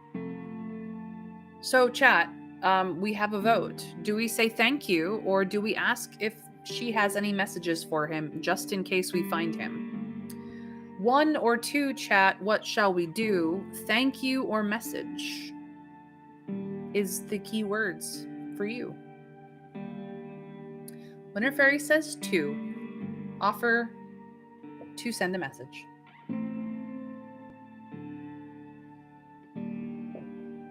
Wow, everyone's like, just send that, just offer that message. Absolutely, we will. My chat, so sweet. Do you have any message for him in case I find him? Message. Just tell him he still owes me for the cloak. He knows we're not even. It's a damn treasure. She puts on a smile, but her eyes betray her melancholy. I found Asteron's cloak. Her eyes narrow as she runs her fingers over the fabric. The pneuma is still in it. It's going to keep you warm. Put it on a rock and it will feel like a pillow. She falls silent, rubbing one of the leaves with her thumb, as if to wipe off an invisible stain. Where did you find it? So chat, are we going to tell the truth and say he sold it to Foggy? Or are we going to lie and make her think that he's in trouble or dead? It would be their very first lie. 1 or 2, chat, you know what to do. Foggy or lie. Do you even have to ask? Yes, I have to ask, Trav. I know that everyone's going to vote 1 because we are all about the truth in this house, but I am definitely going to ask.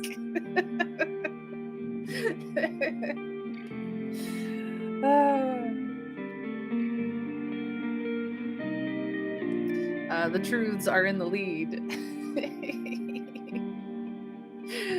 Yeah, he sold it to Foggy.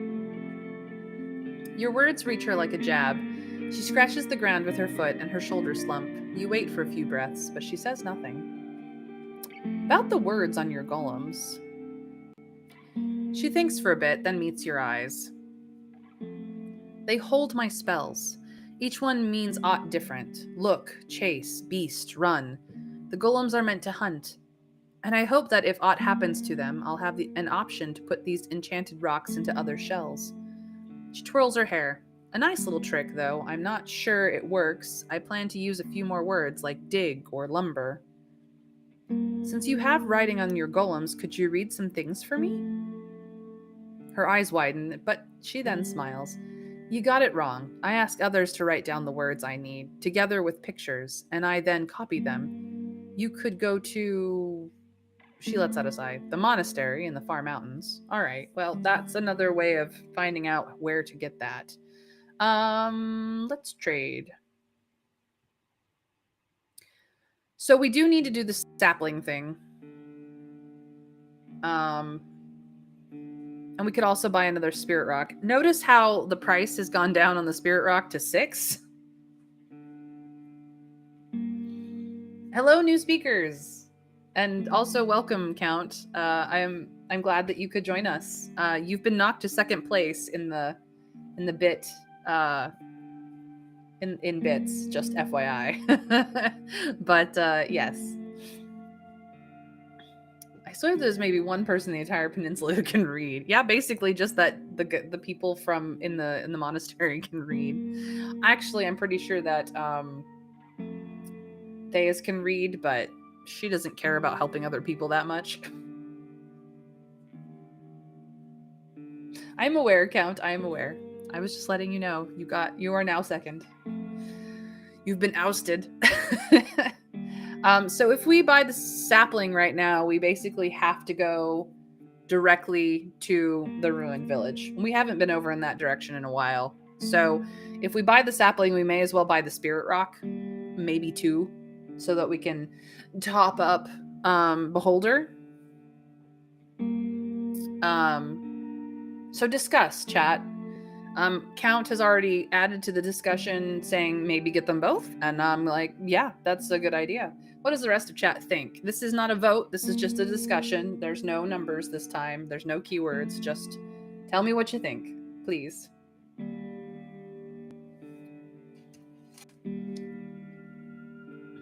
We don't really need the improved armor count because we can fix our own armor. Like, it's 1 extra hit from something. It's not that big a deal.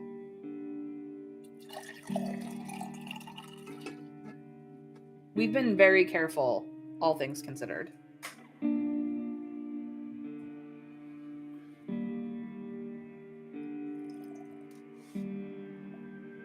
We already bought the improved axe. We gotsed it.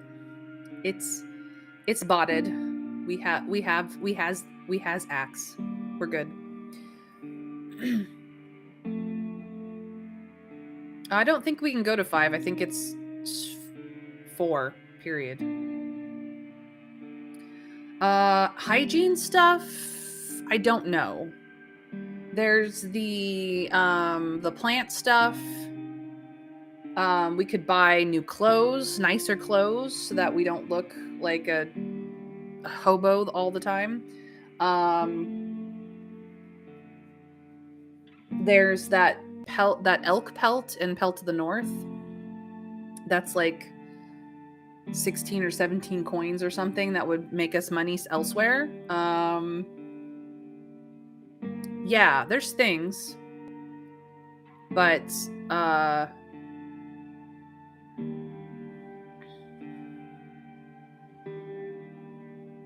we've got some metal to sell somewhere. We could sell it at Pelt of the North. We could also sell it to the monastery, I believe, as well. So I'm gonna buy this sapling, and I'm also gonna buy one of these at the very least. Let's talk about clearing the road. She glances into her eyes. You've already done a lot for me, and with so many rods placed around the peninsula, sending the golems into the woods won't be too much of a cost. I'll give one of them new orders before I go to sleep. All right, cool. So we've done that as well. It's early in the day. We have new stuff. We have this. Like, we've got things that we can trade. So, yeah, we've got the brand new battle axe. We've got all kinds of things here. So yes, let's head off. We're gonna stop at Pelt of the North, and pick up that fur. No worries, Winter Fairy. Be safe. Going to the mailbox and back. So that we can probably sell it in Howler's Dell and make some money and get better clothes. That's what we're doing. We're gonna stop off at Steep House on the way. Apparently has changed names even.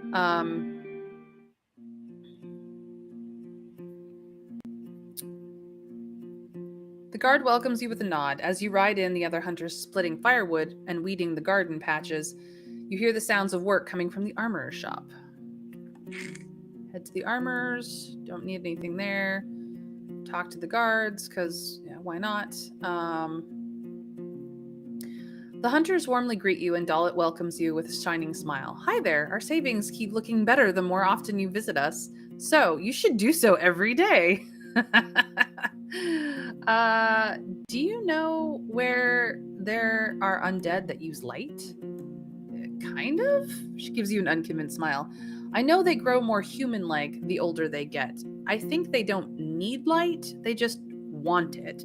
Like when they put on clothes or take trinkets from those they kill. Well, that's interesting. I spoke to this strong lumberjack. Your short tale is met with her wide smile. But I do remember Soshi. She made quite the impression last time she was here. So she's bored in creeks, you're saying? I guess I could speak with her. As the rumor spreads to the rest of her guards, you notice the smiling innkeep standing in the open door. He spares you a polite nod, then goes back inside. As I recall, very early on in playing, he did ask about Soshi.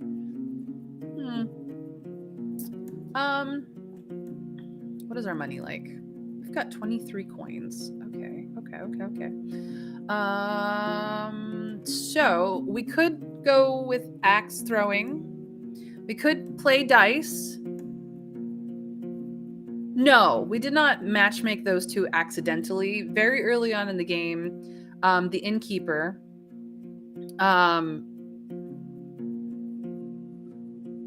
goodness, what is his name? I know his name.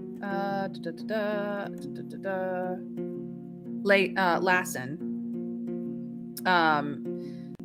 He actually talked about Soshi, and we had not met Soshi yet, so we did not know anything about anything. So bringing having her come here is actually not a bad idea. But yes, let's gamble. We can at least try to get better at gambling. Axe throwing is just a loss every time.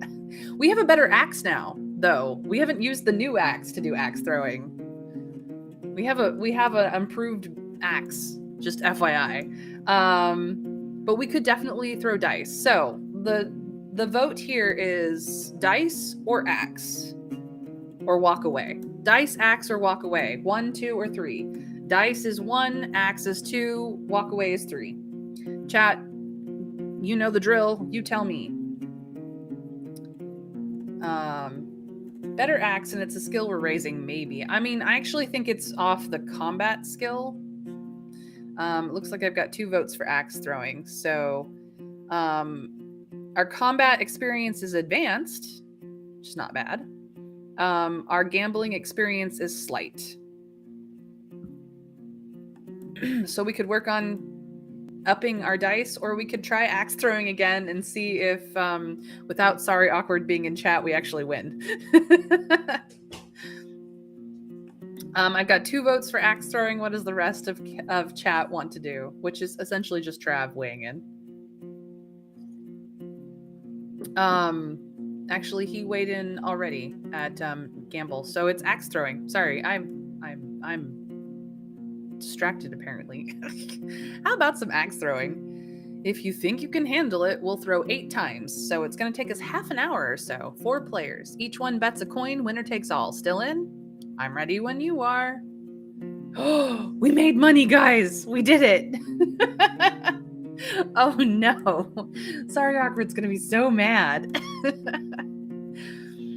Between the thudding of the axes, there's plenty time for casual gossip. After getting the 4th point, the other players nod with respect. Quite a score, you hear from Dalit as she hands you your dragon bones. The other participants carry away the remaining planks. We did it, guys. We finally won at axe throwing.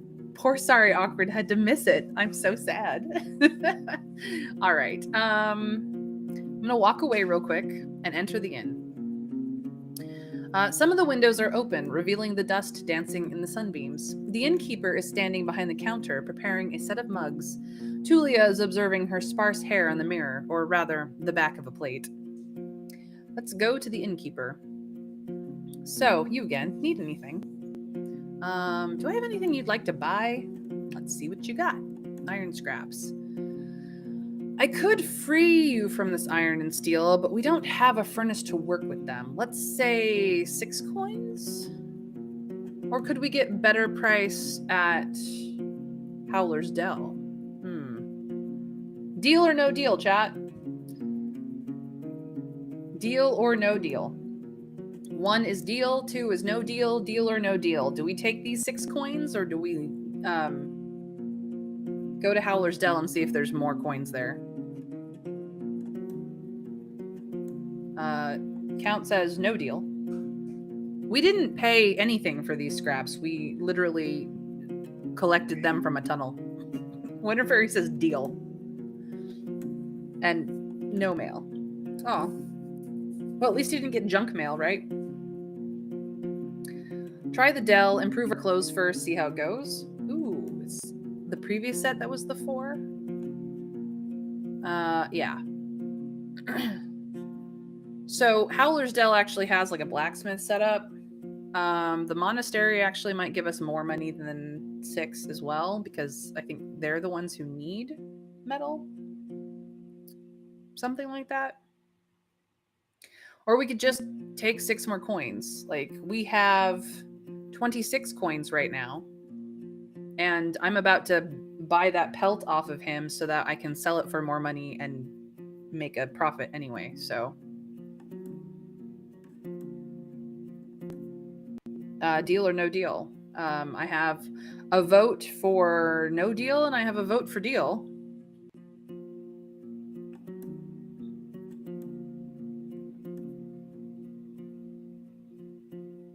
The deals have won the vote. We're taking these 6 coins. You pull out some items, but the innkeeper shakes his head. I don't need those, nor could I sell them to anyone. I'd rather make coins than waste them, so bring me something of value. All right, we'll pack her things.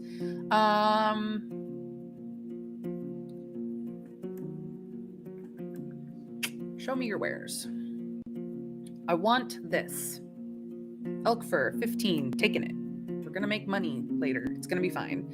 I can get food rations for cheaper elsewhere. Let's talk.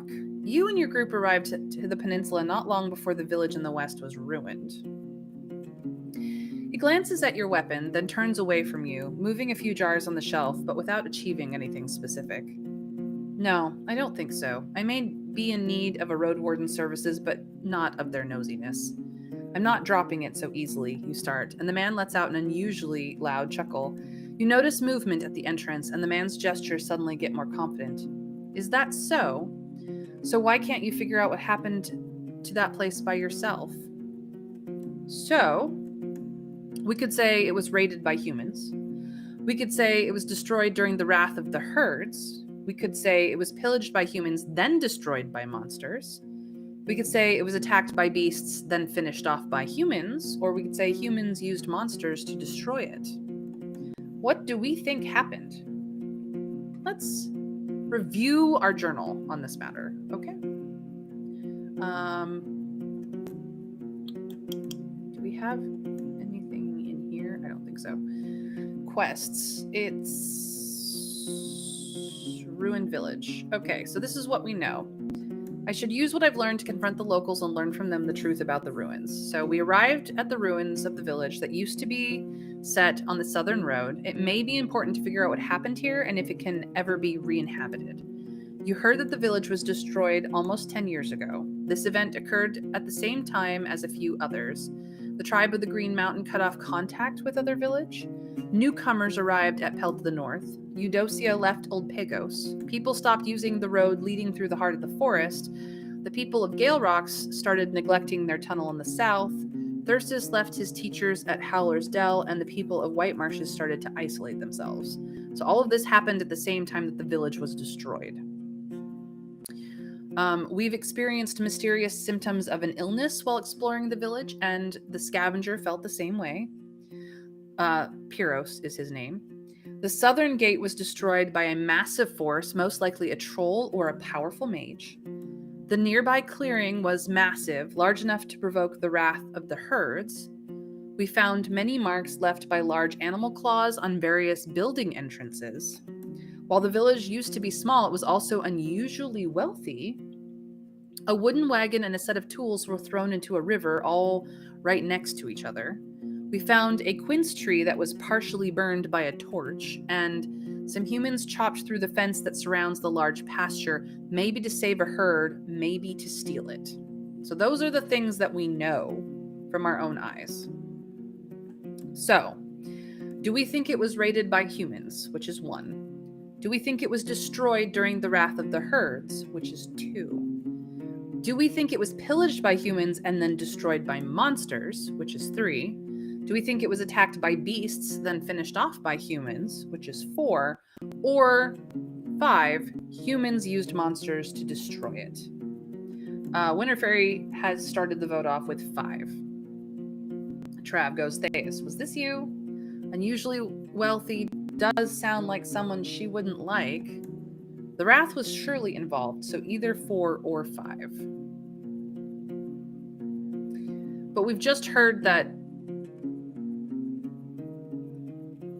there are people who might want retribution for what happened.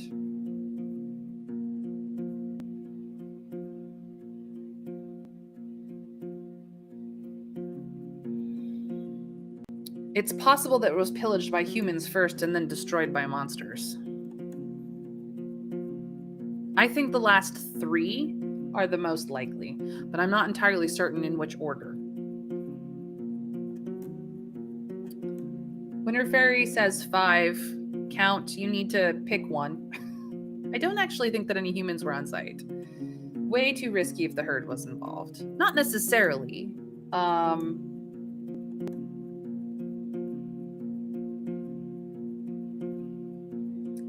The thing is, though, is that we know that just outright clear cutting an area too large, too fast, will call a wrath of the herds down on you. Like, it will just happen. So we know that for fact. And the retribution is why I think someone encouraged the attack, but if they pillaged it first, that would mean there was a fight. The only real damage is from animals. Yep. Unless, of course, somebody managed to use perhaps Beholder's connection to the area to summon the monsters to destroy the village. We have enough druids in this part of the area that could be what happened.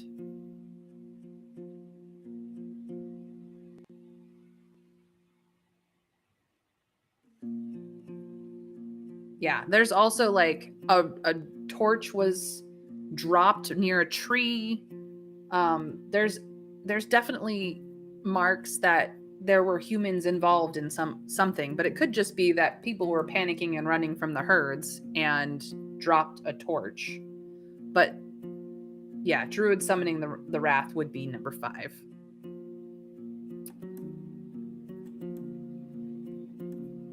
So a consensus is required. I cannot get out of this conversation until I answer this question. So what do we think happened to that place? Count says 5. So that's 2 votes for 5. Trav, what do you think?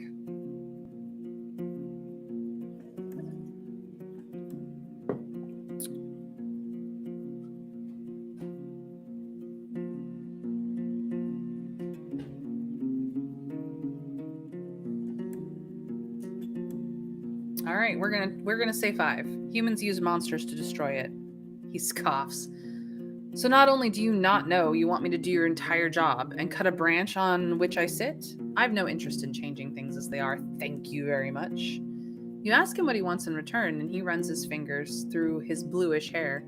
Oh, nothing fancy. Just pay me. He sees you up. Considering everything, how about 31 coins? I don't have enough. That's too much. Let's agree to disagree. Okay. About Glaucia's band. Still working on that.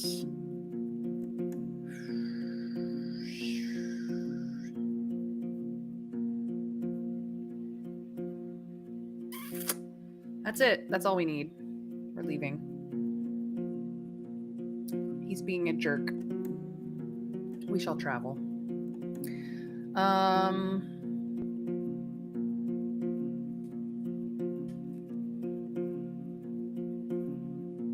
Do I want to go here for anything? Yes, I have to go there for the plant.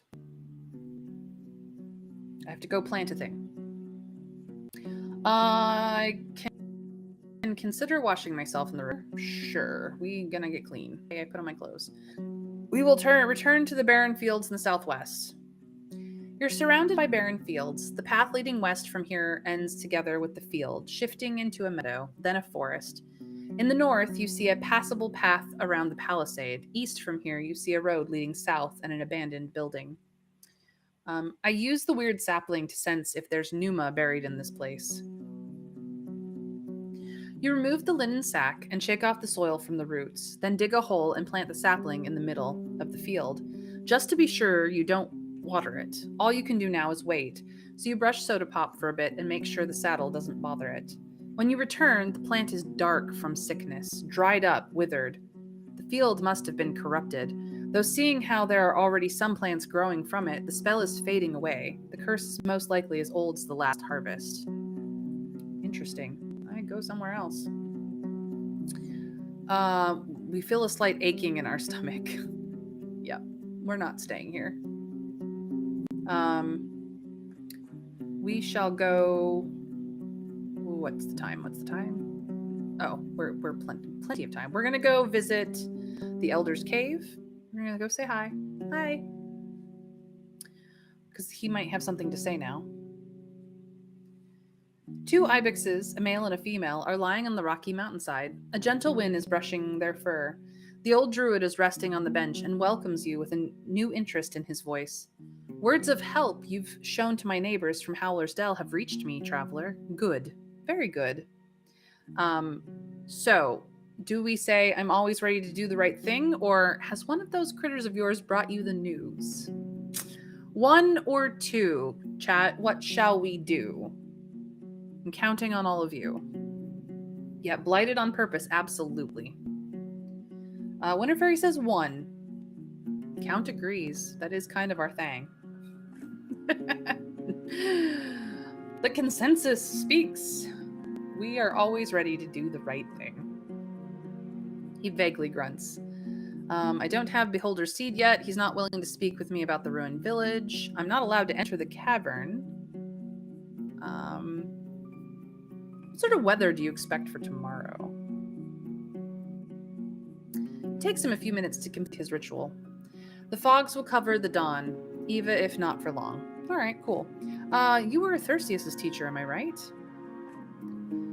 With a loud sigh, he looks away. He's still around. Glad to hear that. His voice carries pain. But as he carries on, you catch a hint of shame.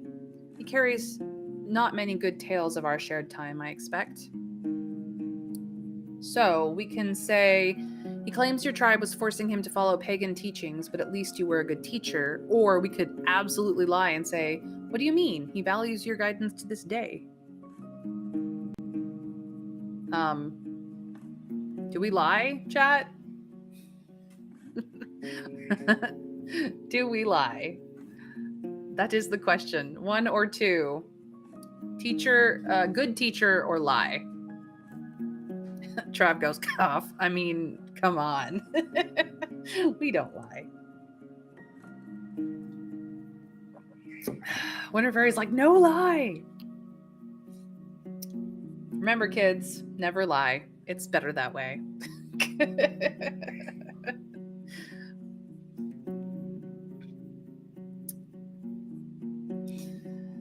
I believe we all know we're not going to lie. He claims your tribe was forcing him to follow pagan teachings, but at least you were a good teacher. His shoulders drop. I was not there to protect him, and my neighbors treated him poorly. One night, he just left, all by himself, yet reached his home despite the threats of the bogs.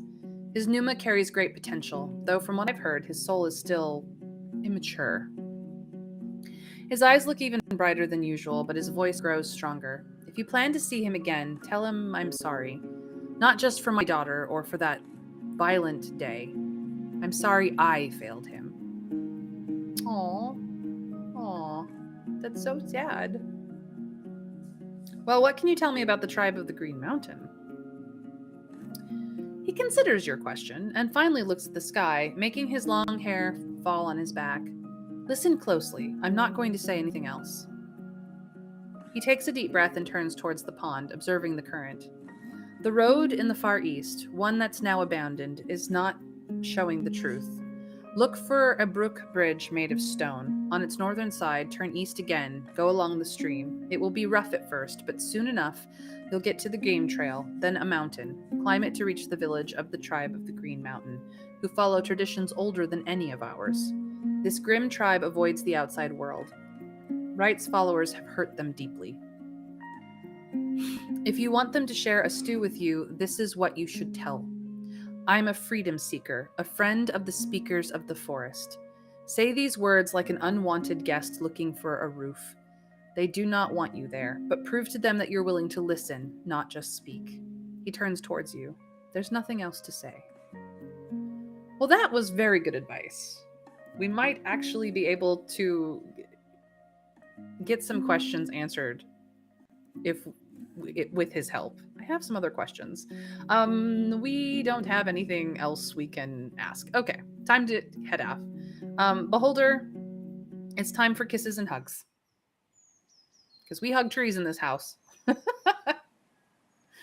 We're going to take a closer look at the roots, and we're going to hug.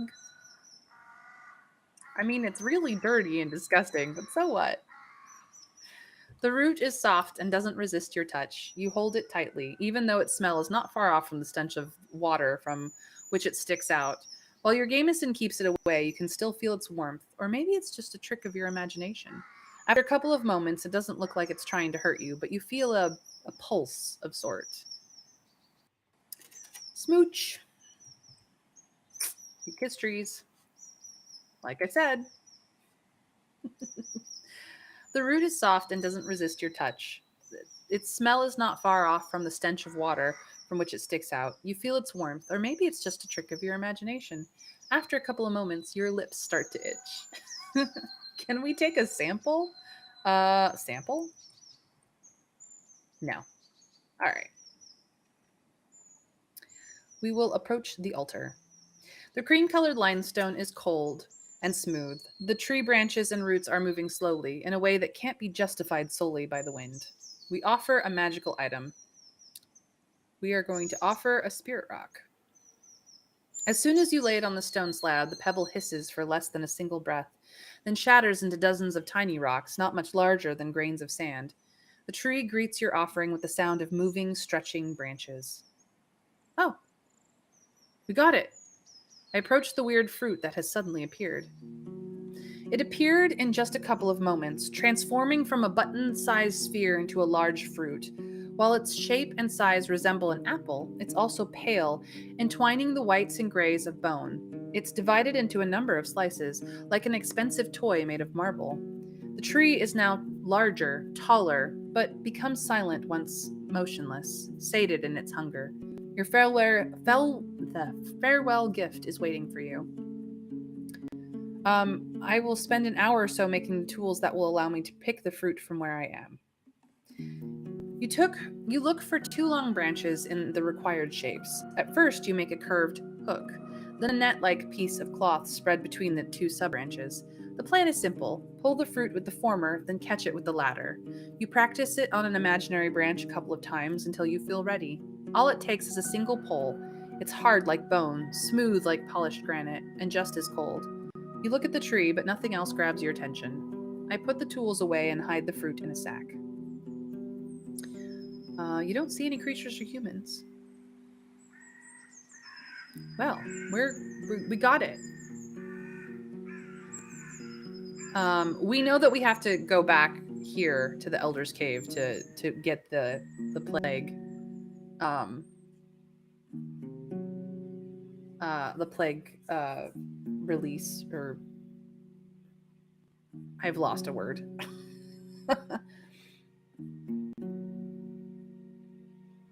A shiny empress carp with large and golden scales swims near the shore, hoping to get some tasty scraps of bread. For a moment, you see not only the old druid, but also his female companion. Touched by years, she's leaning forward. As you arrive, she hides inside the cave. The man welcomes you with an annoyed, "What? What do you need, traveler?" I have the fruit you told me about. He straightens up and places the fruit. He straightens up and takes the fruit gently, then carries it into the cave. When he returns, he bows his head to you. "I'm astonished, traveler. I am. It must have taken a lot, but we're almost done with it. Return to me once you're ready to take me to Old Pagos and back, but not later than the early afternoon. I may help us push away the wild animals, but I'll be too weak to protect us from the creatures of the night. We need maybe even 6 hours." Can I enter? Well, let's see. We've got lots of time. Can I enter the cavern? I need a place to rest. So be it. We are humble people and we do not have much to offer, but at least there's a scrap of floor for you to lie down on and a stream to wash yourself. Follow me. The door, made of steel and surrounded by bricks, could protect a treasury or an armory. The same amount of iron could be used for dozens of tools or over 100 high-quality spears. You wonder what would happen if there were no more druids around. Would scavengers detach it and melt it down? Would it stay here for centuries as a relic of the past? There's a single plate in the middle, used to lock or unlock a latch, and an additional padlock, which requires its own awkwardly large key. There may be a similar device on the other side. The gate squeals, and moving it makes the man pant. We walk inside. The cavern is austere, lit only by several candles. The corridor leading deeper underground is flooded. The air is humid, but free of mold and perdidity, despite all the wooden furniture around. The man points to a bunch of brown and gray furs lying on the floor, mostly taken from boars and deer, though there's also an especially large one that belonged to a red and black bear. Feel free to pile them up. They should make for a soft bed. Just be sure to spread them around when you wake up. I need them to cover as much of the ground as they can. He also nods towards a wooden table, where you see an array of expensive instruments made of glass, gold, and copper. Bottles, scales, knives, amblix, mortars, a crucible. And if you do not know much about alchemy, stay away. 'Tis expensive, a keepsake. If I find a single scratch on it, you will nae be welcome here any more. I look at the woman lying in bed, covered by a blanket. She's more touched by time than the man. Her eyes are wide open and observe you with something between fear and curiosity. But when you make eye contact with her, she starts to murmur nervously and covers her head with a blanket. The man also notices her movement and strokes his beard when he sees you looking at her. That's my wife, and the best thing you can do is to ignore her. Her soul is shattered, her shell is weak, she no longer speaks. She was the owner of this table. You ask if she won't be bothered by your presence, and you see his sad smile. She will forget about you soon after she looks away, but she's dangerous, in a way. If you keep your distance, she will nae approach you, but when she's stressed, her powers take control over her, protecting a mad magic user. It's difficult, traveler. How do we respond to learning this? Do we nod and say we won't bother her, or I'm sorry for your loss? 1 or 2. Nod or sorry. K-Schweigel says 1, because we are kind. We might have to bother her, let's not lie. I don't think we have the option to bother her, Count.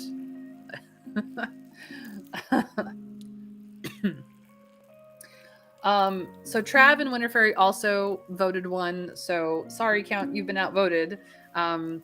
We will not bother her. I won't bother her. He nods and moves towards the door. And you have my thanks. I will not use the padlock. You can leave whenever you want. Your mount will be safe. You can be sure of it. He leaves without another word. So we could approach the flooded corridor, or the alchemical instruments, or go outside. I'm going to approach the corridor. I'm curious. I'm exploring. We bother everybody. It's kind of our job. It's true. You take a candle to look down the corridor, but it doesn't help much. It leads downward. You see the spot where the ceiling touches water. Mines often resemble labyrinths, and even if there's any sort of magic which would allow you to swim without air, the risk that you would lose your way back is too grave. I approach the alchemical instruments. The table is filled with tools that you just barely recognize, but you have no idea how to use them. The instruments, some of which are needlessly colorful, are fairly clean. I go outside. The druid is weeding the garden patches and doesn't pay attention to you.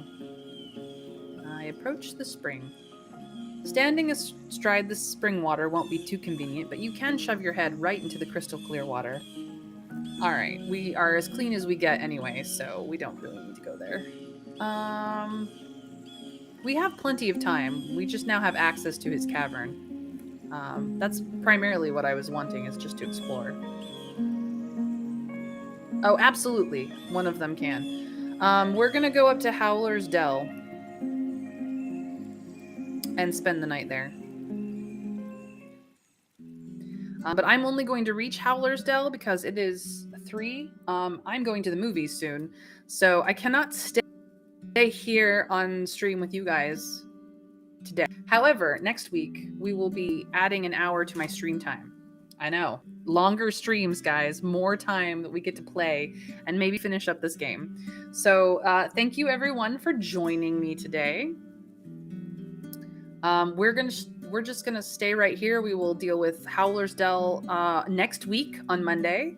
So as you all know, I stream Monday through Friday at 1 p.m. Eastern US time. If you are not in Eastern US time, feel free to Google what time I would start for you. Thank you guys so much for joining me today. I'm very excited about the progress we have made, and I will see you guys on Monday for a continuation of Roadwarden by Moral Anxiety Games. I'm just gonna see if I have a friend to raid. I do not. I need to make more friends. So this is where we end our stream, and I will see you guys next week. Bye, guys. Bye. Thank you.